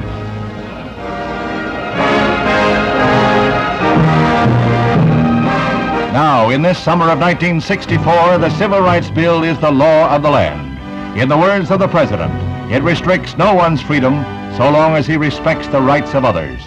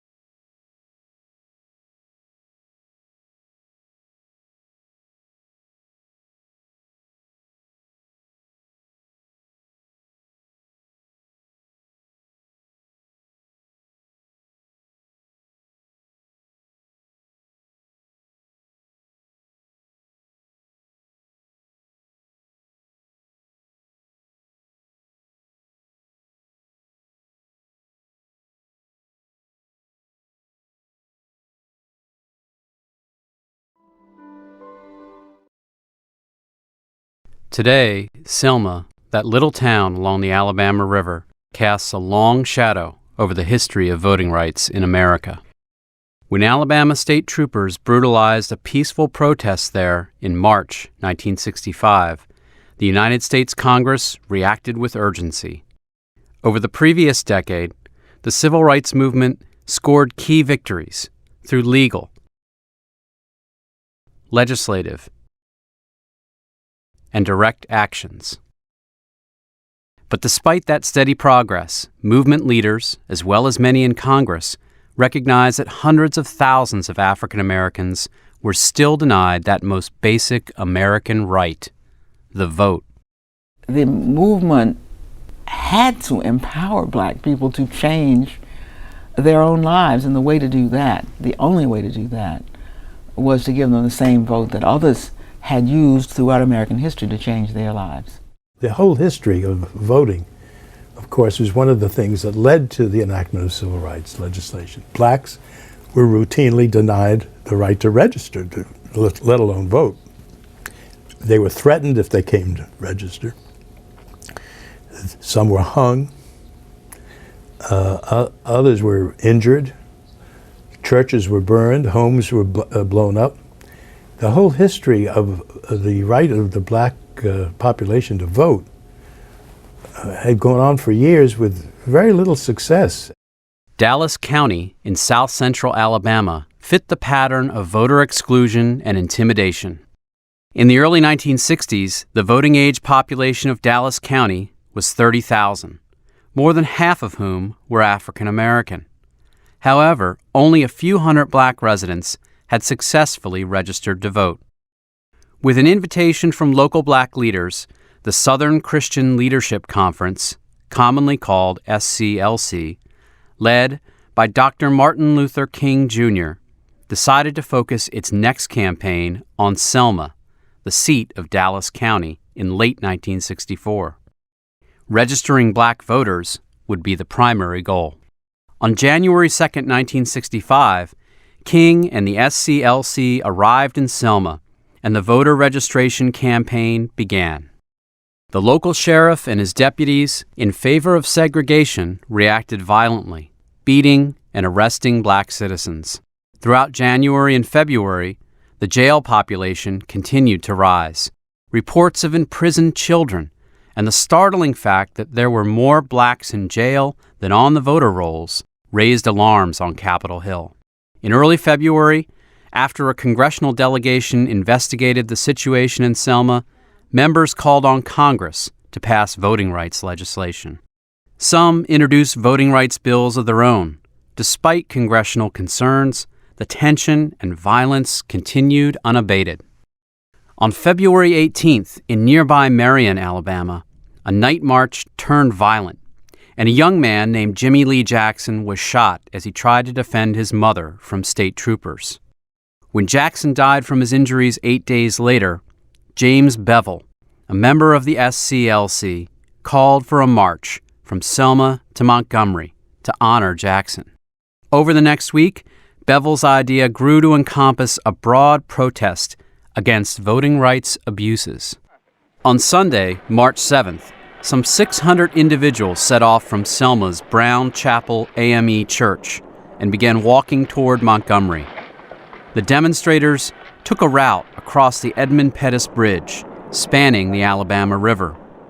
When they reached the opposite bank, Alabama state troopers blocked the road, refusing to let them pass. To be detrimental to your safety to continue this march, and I'm saying that this is an unlawful assembly, this march will not continue. Troopers here advance toward the group.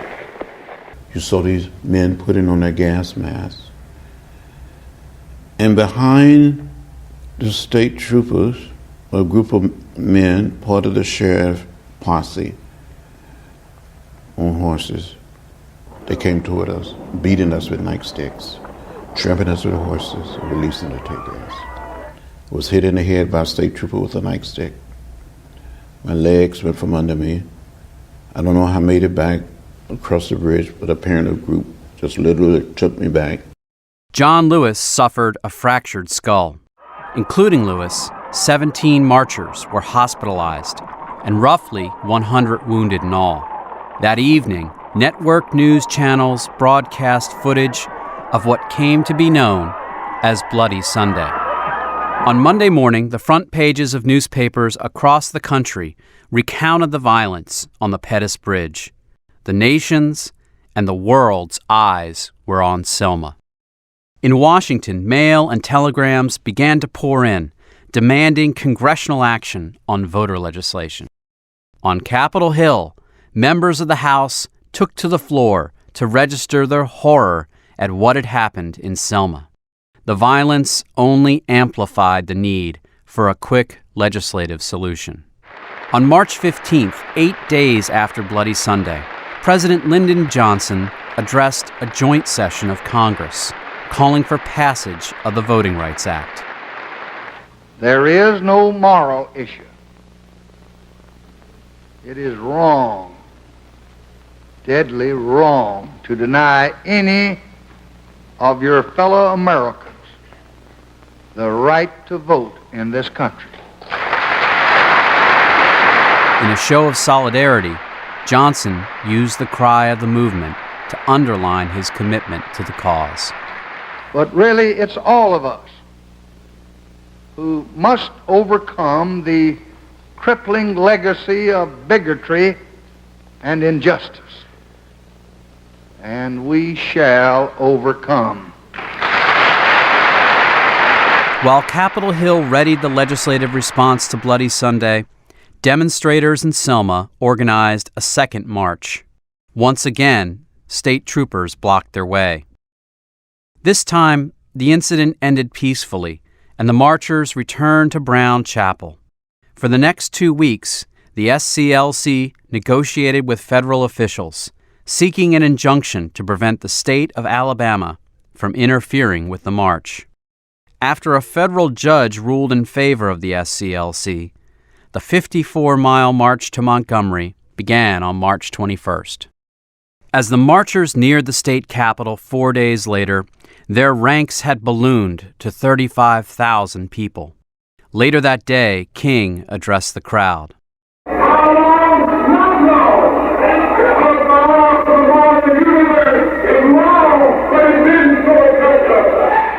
The Voting Rights Act was introduced on March 17th, 2 days after President Johnson spoke to the joint session. Over the next 4 months, the bill sailed through the judiciary committees of the House and Senate. The moral authority behind voting rights reform was so apparent that the bill swiftly cleared the normal legislative hurdles. The bill that was developed by the Justice Department was ingenious. We were receptive to that bill immediately when that came up. That bill went through the committee like a hot knife through butter. We had 10 days of hearings, not 22 days. From start to finish, that bill passed the Congress in 6 months. Voting Rights Act. By late July, the House and Senate reached agreement on the legislation, and the Voting Rights Act passed in early August by wide margins in both chambers.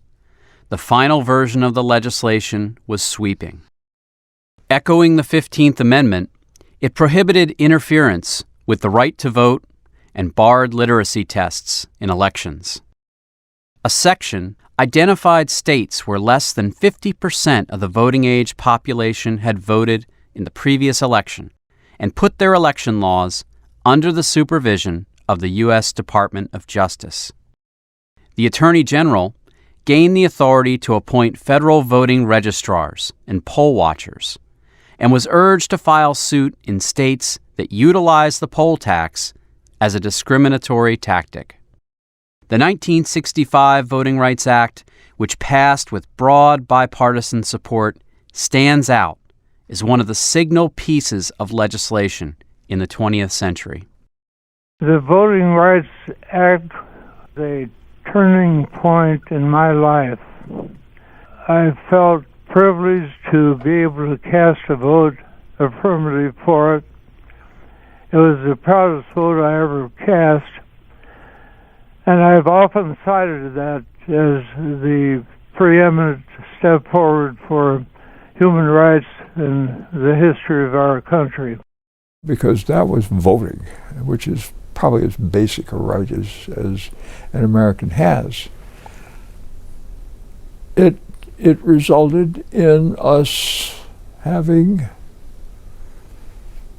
serious steps taken towards abating these problems.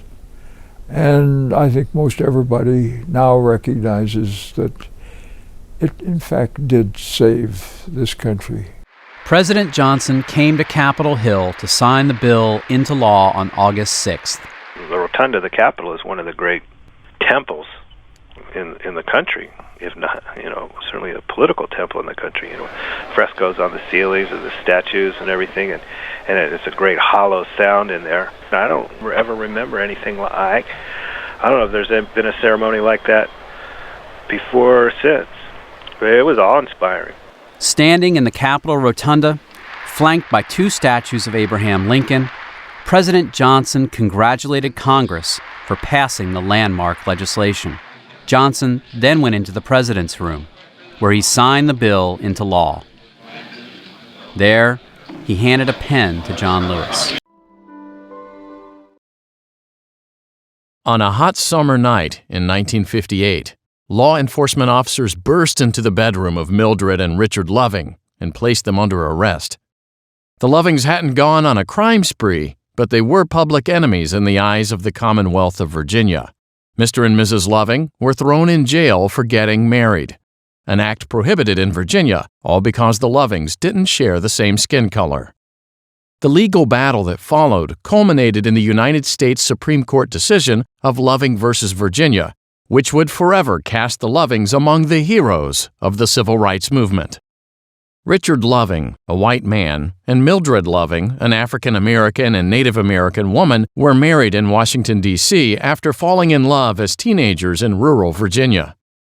However, their return to Virginia and cohabitation as husband and wife violated the Commonwealth's anti-miscegenation law known as the Racial Integrity Act. The act forbade interracial marriages, specifically marriages between white people and those who qualified as, quote, colored, unquote. After their arrest, both Mr. and Mrs. Loving pled guilty to violating the anti-miscegenation law. Rather than serving 1 year in prison, the Lovings accepted a suspended sentence and were banished from Virginia for 25 years. The Lovings later filed a motion to vacate the state court judgment, which the trial court denied. The Virginia Supreme Court of Appeals affirmed. The United States Supreme Court granted cert. The issue before the court was whether a state law prohibiting marriage exclusively on the basis of race was constitutional under the 14th Amendment. In an opinion by Chief Justice Warren, the court unanimously held that state interracial marriage bans violate both the Equal Protection Clause and the Due Process Clause of the 14th Amendment. In so doing, the court applied strict scrutiny. To pass strict scrutiny, a law's use of racial classifications must be necessary to further a compelling state interest and be narrowly tailored to further that interest. On the equal protection issue, Virginia contended that a more deferential, rational basis analysis should apply because the statute punished members of both races equally. The court rejected this argument, noting that the law forbade only interracial marriages involving white persons. The court determined that the statute drew a racial classification on its face, thus warranting strict scrutiny. Applying the test, the court ruled that Virginia's anti-miscegenation law, which was based entirely on racial distinctions, could have no legitimate purpose other than to perpetuate racial discrimination. The court concluded the law had been created to further white supremacy. Further, the court reasoned that the restriction on the freedom to marry violated the principal purpose of the Equal Protection Clause, which was to eliminate racial discrimination perpetrated by states. In addition to invalidating the statute on equal protection grounds, the court also held that the law violated the Lovings' due process rights. Emphasizing the long-standing importance of the individual right to marry, the court held an individual's choice to marry may not be invaded by the state. In the court's view, depriving individuals of such a fundamental right on the basis of race violated the Due Process Clause. Accordingly, the court reversed the judgment of the Virginia Supreme Court of Appeals and overturned the Lovings' convictions. Justice Stewart wrote separately to emphasize his continued belief that laws criminalizing behavior only when perpetrated by a member of a particular race are repugnant to the Constitution. Loving was a major step forward for the civil rights movement. The court's ruling invalidated interracial marriage bans in 16 states. The ruling also affirmed the importance of personal choice in the exercise of the freedom to marry. Nearly half a century later, the court invoked its decision in Loving as a binding precedent to extend marriage equality to same-sex couples in the landmark case Obergefell v. Hodges. Citing the fundamental nature of the marriage rite, the court affirmed in Obergefell that which had been first decided by Loving, that love wins.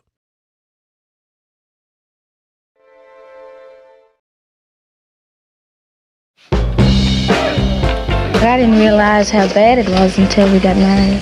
50 years ago today, the U.S. Supreme Court ruled in favor of Richard and Mildred Loving, granting them, and anyone, the right to marry a spouse of a different race. It was a historic moment for civil rights in America, but also a very personal one. We asked couples to mark the anniversary by explaining what the Loving decision means to them and their families. These were simple country people who were not activists. They were not civil rights people. They were in love. You know, we're talking about a time when 40 states in America would regard us as criminals. Okay, that's no longer the case. There's actually one simple issue, and the issue is, may a state proscribe a marriage between two adult consenting individuals because of their race? My parents were completely cool with it. They met Errol quite early on, I think a year after, not even a year after we met. I'd seen Guess Who's Coming to Dinner, so of course it was a concern for me. We were all slightly naively, I think, in my family, not fully tuned in to the racial divide in America. Vaughn has never been to my parents' home, and he's not welcome there. For a little while, I read the Riot Act, not just by my parents. My parents didn't know how to deal with it, but my brothers were pretty upset, and we're still finding our way. My parents met Vaughn in May of last year. They came to New York.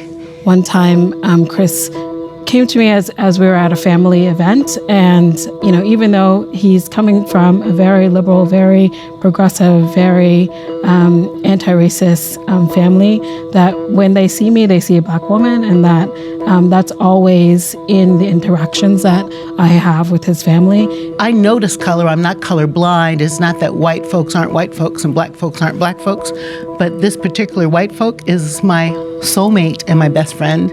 There's never a time when we are in public when I'm not aware that we're an interracial couple. When we walk into a room, people take notice, okay? Very early on, Black women made it absolutely clear that this was not cool. I had asked Janet to marry me on several occasions, and she refused. And she refused because I was serving in the Senate. And she was afraid that our being married would impede or somehow impair my re-election. If they had been racist and held that against him, I would never have forgiven myself, because I could go on loving him without a marriage certificate. The state is ignoring a very important point, and that is the right of Richard and Mildred Loving to wake up in the morning or to go to sleep at night, knowing that the sheriff will not be knocking on their door or shining a light in their face in the privacy of their bedroom. Boy, we're really getting personal here. Folks in her family praying that we don't get pregnant. And that's happening. That was told to Gail. And I can't fathom that. I think any preconceptions that you're gonna have, that interracial marriages for some eugenic reason don't work, just are shattered as soon as you see a healthy child. You can't look at those boys playing. They're healthy, they're loud, they're skin knees, they're perfect.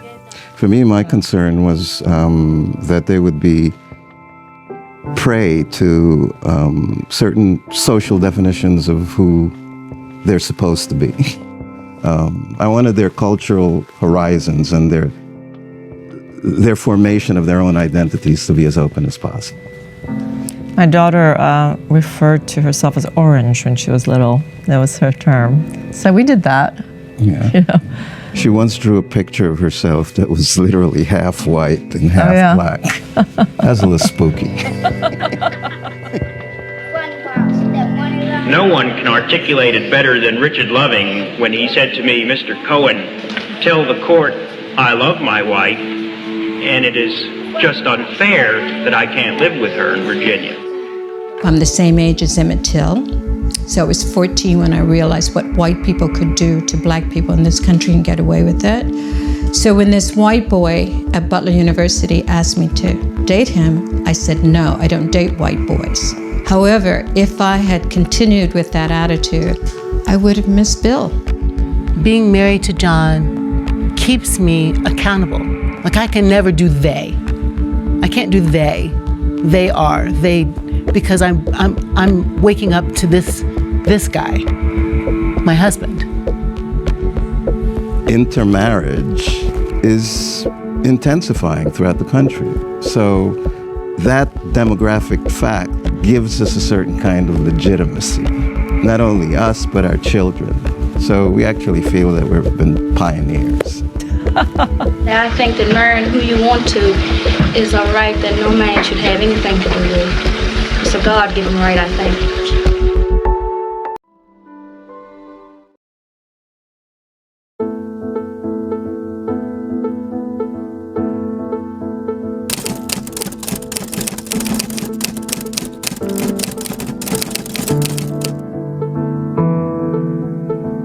Signed into law on April 11, 1968, Title VIII of the Civil Rights Act of 1968, more commonly known as the Fair Housing Act of 1968, was designed to do two things. One, to outlaw individual acts of housing discrimination, and two, to integrate the United States. Many would say that Lyndon B. Johnson's Fair Housing Act of 1968 has failed to deliver its promises to end discrimination in the housing industry. Redlining, blockbusting, and other discriminatory practices in housing still persisted. The Fair Housing Act of 1968 was amended in 1988 to expand coverage to include making it illegal to discriminate based on familial status. Because the Fair Housing Amendments Act of 1988, in my judgment, is the most significant and dramatic improvement in civil rights law in 20 years.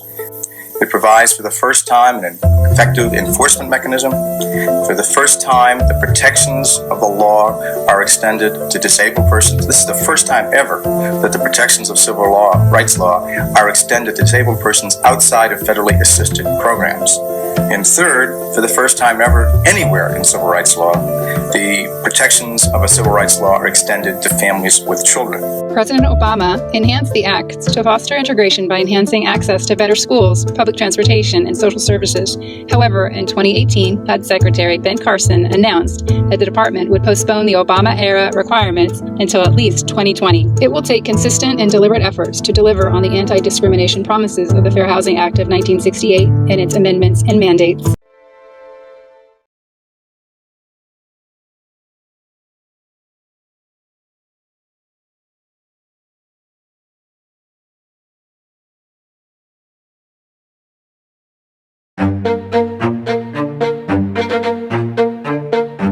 We've left untouched the biggest segregation of all that overwhelms everything else and hangs over our entire society, and that is that every metropolitan area in this country is residentially segregated.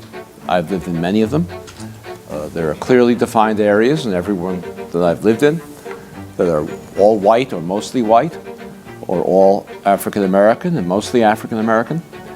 And all of us accept this as part of the natural environment. It's not we think it's a good thing. We know we say it's too bad, but we think it's sort of natural, normal, something we accept. It's not that we've tried to do anything about it and have failed. We've never even tried. And so in order to rationalize to ourselves our failure to undo it, we've adopted the national myth. And that myth is pervasive. It's pervasive across the political spectrum. The liberals and conservatives hold it. The blacks and whites hold it. The name of that myth is we have de facto segregation. Not something that was created by government like all the other segregations that we undid in the 30s, 40s, 50s, and 60s, but this is something that sort of just happened by accident. It happened because people like to live with each other of the same race.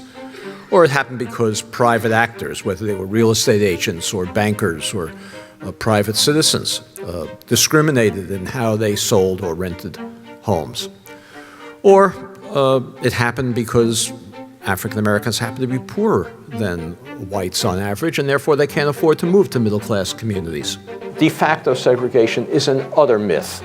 There is no basis to it whatsoever. The racial segregation in every metropolitan area in this country was created by racially explicit government policy designed to create racial boundaries, designed to ensure that African Americans and whites could not live near one another, with policies that are so powerful that they still determine the racial landscape that we see in cities all over the country. Just like we have the myth of de facto segregation, we also think we know what public housing is. It's a place where poor people live, where lots of mothers with children, single parents with children, lots of young men without access to jobs in the formal economy, acting out, engaging in oppositional behavior that attracts attention to the police and a cycle of violence that we've seen in so many places. That's what we think of as public housing.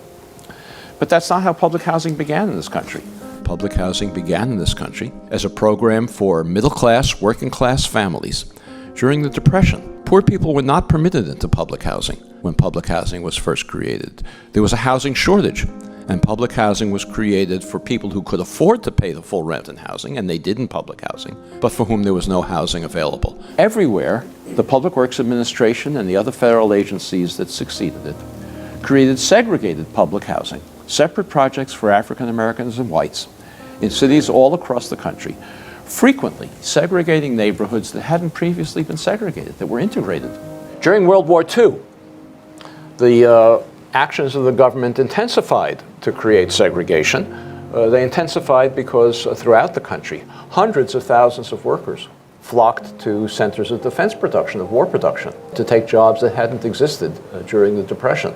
And the migration of workers into centers of defense production overwhelmed frequently the communities where they were working. The federal government had to build housing for these workers if wanted the ships to be produced. For the African Americans, they built the housing on temporary housing because the explicit goal of the housing was that African Americans after World War II would leave and go back to the South. So they built temporary housing for the African Americans along the railroad tracks and near the shipyards, and they built more stable housing for the white migrants in the white residential areas. Very soon after that, in the mid-1950s, a development occurred everywhere in the country, which was systematic, similar, and widespread. And that was that suddenly all the white projects began to develop large numbers of vacancies. All the black projects began to develop long waiting lists. And soon the situation became so untenable, so conspicuous. You couldn't have projects in the same city, some of which were virtually empty and the other of which had long waiting lists. The federal government and local housing agencies opened up all projects to African Americans. And then at about the same time, industry left the cities. Fewer and fewer jobs became available to the now increasingly and soon almost all African American population in the public housing.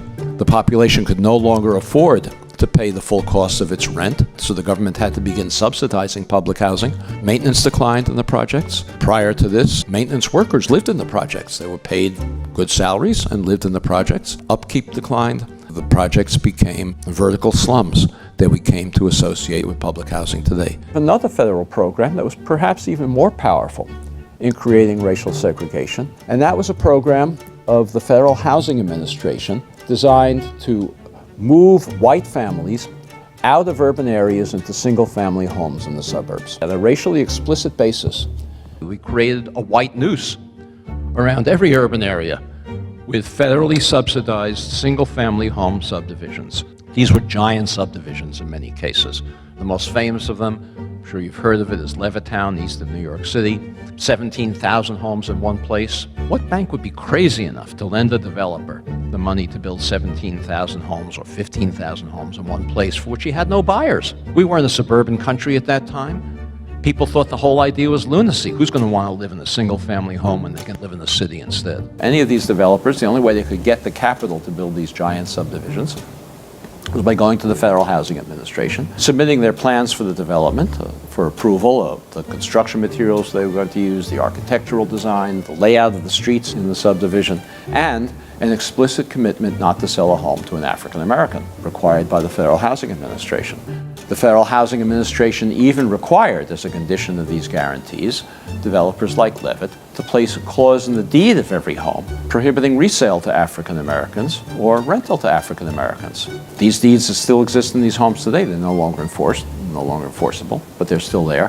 What was the consequence of this? Well, those homes in those days, in all of these suburbs, they sold for $10,000 or less, $8,000, $9,000 a piece. In today's money, that's less than $100,000, probably $90,000. African Americans who were prohibited, not that they didn't want to, not because they didn't like living among whites, they were prohibited from moving into these suburbs, and they could easily afford to do so. Any working class family can afford to buy a home for $90,000, roughly twice national median income. Those homes and developments like that now sell for $300,000, $400,000, $500,000 and more. The white families over the next couple of generations gained, you can do the arithmetic, $200,000, $300,000, $400,000, $500,000 in equity. They used that equity to send their children to college, to take care of medical emergencies, to take care of economic downturns, most importantly, to bequeath it to their children, who then had down payments for their own homes. African Americans who accumulated none of that wealth as a result of this federal subsidy had none of those abilities. Today, nationwide, African American incomes are on average about 60% of white incomes. African American wealth today is 10% of white wealth. That enormous disparity between a 60% income ratio and a 10% wealth ratio is entirely attributable to unconstitutional federal housing policy practiced in the mid-20th century that has never been remedied. It's a constitutional violation, and of course it determines the ongoing racial inequalities we have today.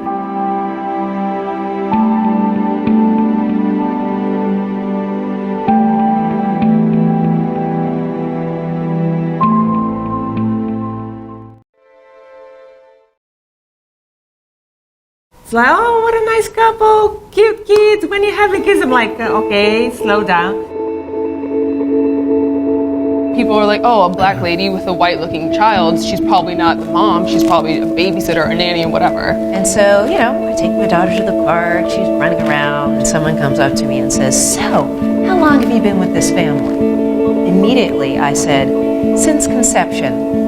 I felt it with the kids mainly. I don't know if it was another mom or somebody. They were saying, oh, you're so lucky because she's colored. She looks so cute. I was like, what? And I'm like, what did you just say? When two types of genetics blend, I'm like, what difference does it make if it's two people of the same race or two people of the different race? Right. I'm sick of hearing people saying, how can this be your kid? I get it. I totally understand why it is. I mean, she's very fair. She's got like strawberry. I mean, we are surprised ourselves. Yeah, I was like, whoa. He would say to me all the time, like, Claire, are you sure it's my kid?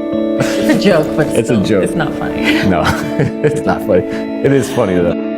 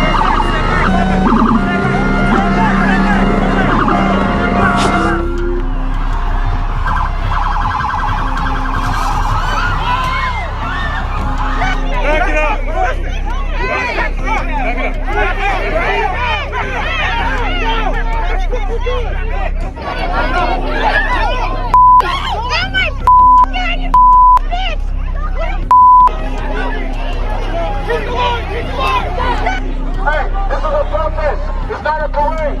Get in the street. This is a press street.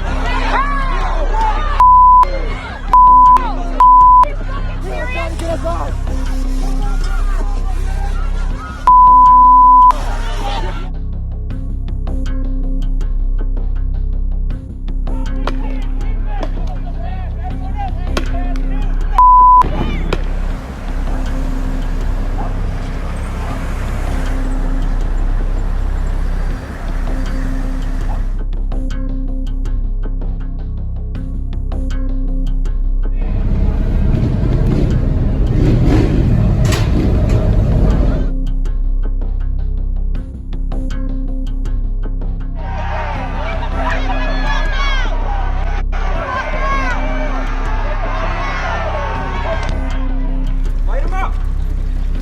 Go inside now! Get in the house!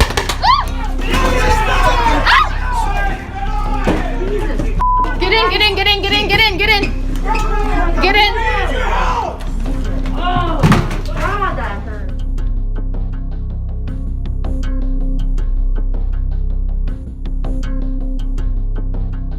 I'm trained in first aid. I haven't done it in a while, and I was helping a man who got shot in the leg with a rubber bullet. He was bleeding so much. You saw this? I was helping him. I was cutting his pants. I was trying to help him. I was trying to look at the wound, and they came up and they were shooting right at us. Get his badge number! Get his badge number!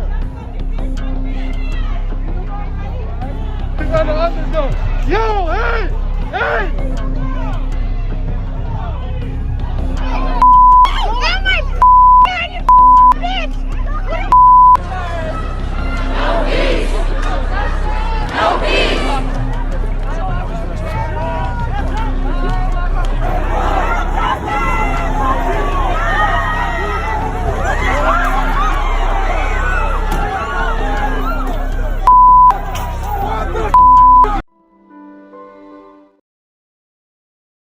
Shelby County, Alabama, April 2010. The county sues the United States Attorney General, who at the time was Eric Holder. Why? Well, Shelby County said that parts of the Voting Rights Act of 1965 were unconstitutional. You know, the law that Martin Luther King Jr. and many others fought so hard to get passed to end voter discrimination that often targeted African Americans in the South. Shelby County had an issue with Section 5 of the Voting Rights Act, which required certain state and local governments to get clearance with the Attorney General if they wanted to change their election laws. Section 4B of the Voting Rights Act described a formula used to determine which governments would be subject to that pre-clearance requirement in Section 5. Shelby County was basically like, we ain't discriminating anymore, so why discriminate against us? It argued Sections 5 and 4B of the Voting Rights Act were unconstitutional and that the times had changed, so they were outdated anyway. Well, the judge, John D. Bates, sided with the Attorney General, saying that such requirements were still needed to fight discrimination. Oh, you know that Shelby County went all up and appealed, but on May 18th, 2012, the U.S. Court of Appeals for the D.C. Circuit agreed with the lower court. So Shelby County appealed again, this time to the Supreme Court, who agreed to hear oral arguments on February 27th, 2013. The court had a lot to consider for this case. Obviously, the Voting Rights Act, but also the 14th Amendment, which protects everyone's right to due process under the law, the 15th Amendment, which protects everyone from having their right to vote taken away based on, quote, race, color, or previous condition of servitude, and finally, the 10th Amendment, which reserves all rights not granted to the federal government to the states. Whew.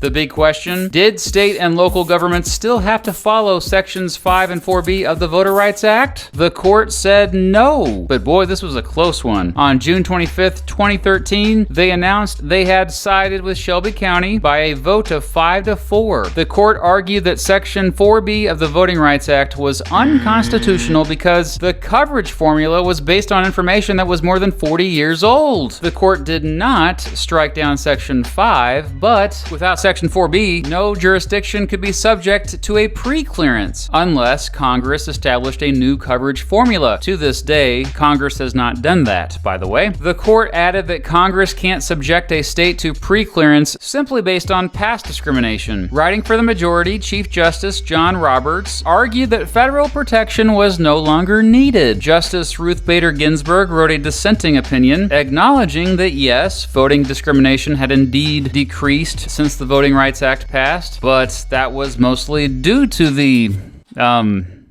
Voting Rights Act. Quote, throwing out pre-clearance when it has worked and is continuing to work to stop discriminatory changes is like throwing away your umbrella in a rainstorm because you are not getting wet. Ginsburg added that the 14th, 15th, 19th, 24th, and 26th Amendments all provided evidence that indeed Congress could get all up in the business of state and local governments in order to protect the vote. Today, Shelby County v. Holder remains a controversial decision. Critics have argued that the ruling has made it easier for state officials to make it more difficult for people of color to vote. One thing that is indisputable, since the ruling, several states that used to have to get pre-clearance under the Voting Rights Act have passed laws that have made it more difficult to vote, getting rid of things like early voting and same-day voter registration. 5 years after the ruling, around 1,000 polling places have been closed in the country. Most of these closed polling places were in counties with African American majority populations. One study also found that jurisdictions that used to have to get pre-clearance under the Voting Rights Act have dramatically kicked more folks off voter registration lists. And many of those taken off voter registration lists don't even know they've been kicked off.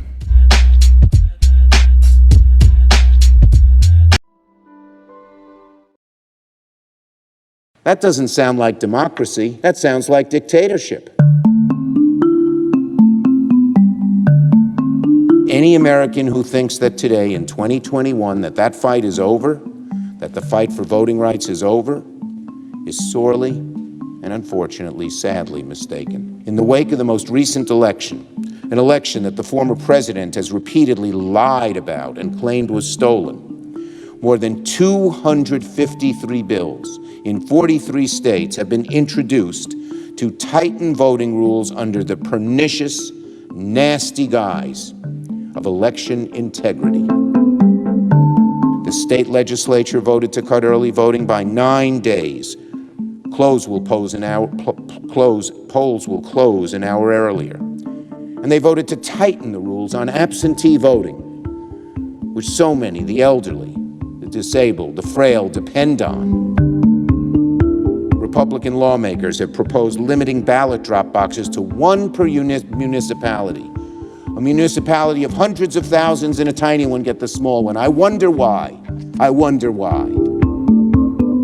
One legislator in Arizona wants to pass a law allowing state legislators to ignore the results of the presidential election and determine their own slate of electors. That doesn't sound like democracy. That sounds like dictatorship. Republicans have introduced a bill to eliminate all early voting on Sundays, a day when black churches sponsor get out the vote drives known as Souls to the Polls. We have supposedly come a long way since African Americans in the South were forced to guess the number of jelly beans in a jar in order to be allowed to vote. But it's very difficult to look at the specific laws proposed by Republican legislatures around the country designed to limit voter participation in heavily African American and Hispanic areas, to lower turnout and frustrate election administration in urban districts and near college campuses, to gerrymander the districts to limit minority representation with, quote, almost surgical precision, to specifically target and thwart black churches from organizing voting drives. It is difficult, very difficult, not to see the tentacles of America's generations-old caste system, typically associated with slavery and Jim Crow, stretching into the 21st century and poisoning the wellspring of any true democracy, free and fair elections. We see a lot of despicable things these days, but nothing seems to be more despicable than this. When you lose an election in a democratic society, You update your party platform and appeal to more voters. You don't change the rules to make it harder for your opponents to vote, especially not African Americans, Hispanics, Native Americans, and other voters who have been historically disenfranchised. That response is toxic to democracy, and indeed is the very opposite of democracy. Make no mistake, these despicable, discriminatory, anti-democratic proposals are on the move in state legislatures throughout America. They must be opposed by every American, Democrat, Republican, Independent, liberal, conservative, moderate, who cherishes our democracy. This is just, it's incredible what they are trying to do.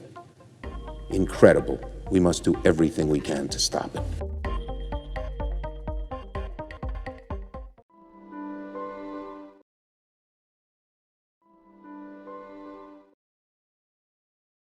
Well, Keenan, the sand is almost out of the hourglass here. President Trump's legal team has already lost more than 50 court battles trying to prove massive voter fraud, including here at TCF Center in Detroit. Now, during that hour-long phone call, the audio of which was first obtained by the Washington Post, President Trump mentions not only Detroit, but also Michigan, peddling more of those unfounded claims of widespread fraud. Take a listen.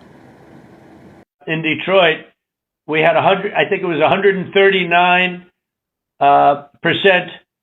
of the people voted.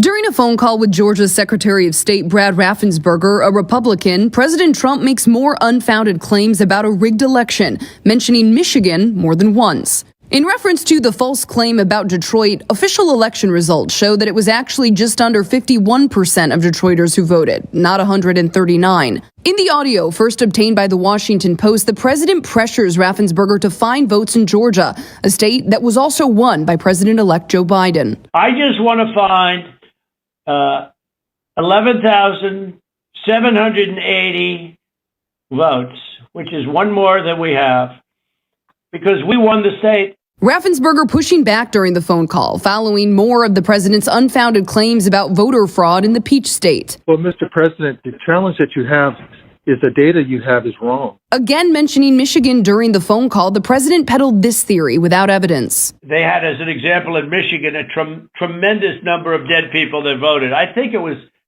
Mark, it was 18,000, some unbelievably high number. Michigan's Secretary of State's office has issued this fact check saying, quote, "We are not aware of a single confirmed case showing that a ballot was actually cast on behalf of a deceased individual." The White House declined to comment to ABC News on that recorded audio. This comes as 140 House Republicans and at least a dozen senators say they will object to the Electoral College results this week.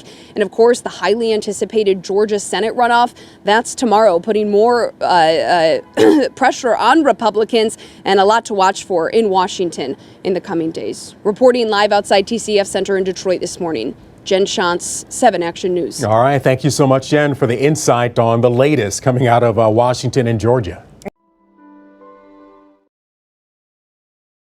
It's Wednesday morning. Thousands of pro-Trump supporters have gathered close to the White House. They've flown in from around the United States. An hour later, the man they've come to see arrives. President Trump addresses his Save America rally in the Ellipse. The crowd stretches back to the area around the Washington Monument. We will never give up. We will never concede. It doesn't happen. You don't concede when there's theft involved. Trump tells the crowd to march on the Capitol. We're going to walk down Pennsylvania Avenue. I love Pennsylvania Avenue. And we're going to the Capitol. They head along 2 main routes, converging on the building where the Senate is moving to formalize President-elect Biden's victory. 20 minutes later, hundreds are arriving outside. On the east, there's been what they called a Save the Republic rally. It now turns its attention towards the building. I hope President Trump leads the charge into the Capitol building. That would be awesome. They break through the barriers.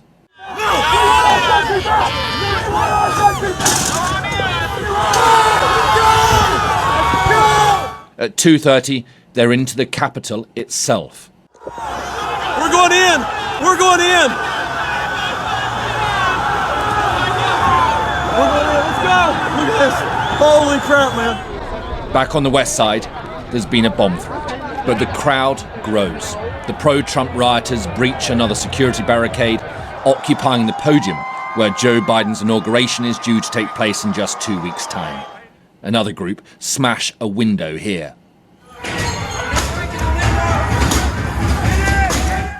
The police try to push back the protesters. But already inside, the rioters have now breached one of the pillars of US democracy. By 2:35, they've made it to the Rotunda area. It's chaos inside the heart of the nation's democratic system. Agents move the vice president out into a secure location. At 2:45, the rioters are in the Capitol's Statuary Hall. Leading politicians are now sheltering in their offices. Rioters invade the office of Speaker Nancy Pelosi. 5 minutes later, and a group makes it to the doors of the House chamber. Inside, agents draw their guns. And then at 2:59, the Senate chamber of the United States of America is taken over. Crowds continue to roam the corridors for another 2 hours. At 3:21, the first report of a shooting. It happens here in the Speaker's lobby. A woman is taken to hospital, and she later dies. Extra agents are drafted in. It's more than an hour before police say that they've cleared Trump supporters from the steps of the Capitol. And not until 5:36, when officials say the US Capitol building is finally secure. 4 hours of mayhem. 4 hours in which the US democratic system came under attack from its own people.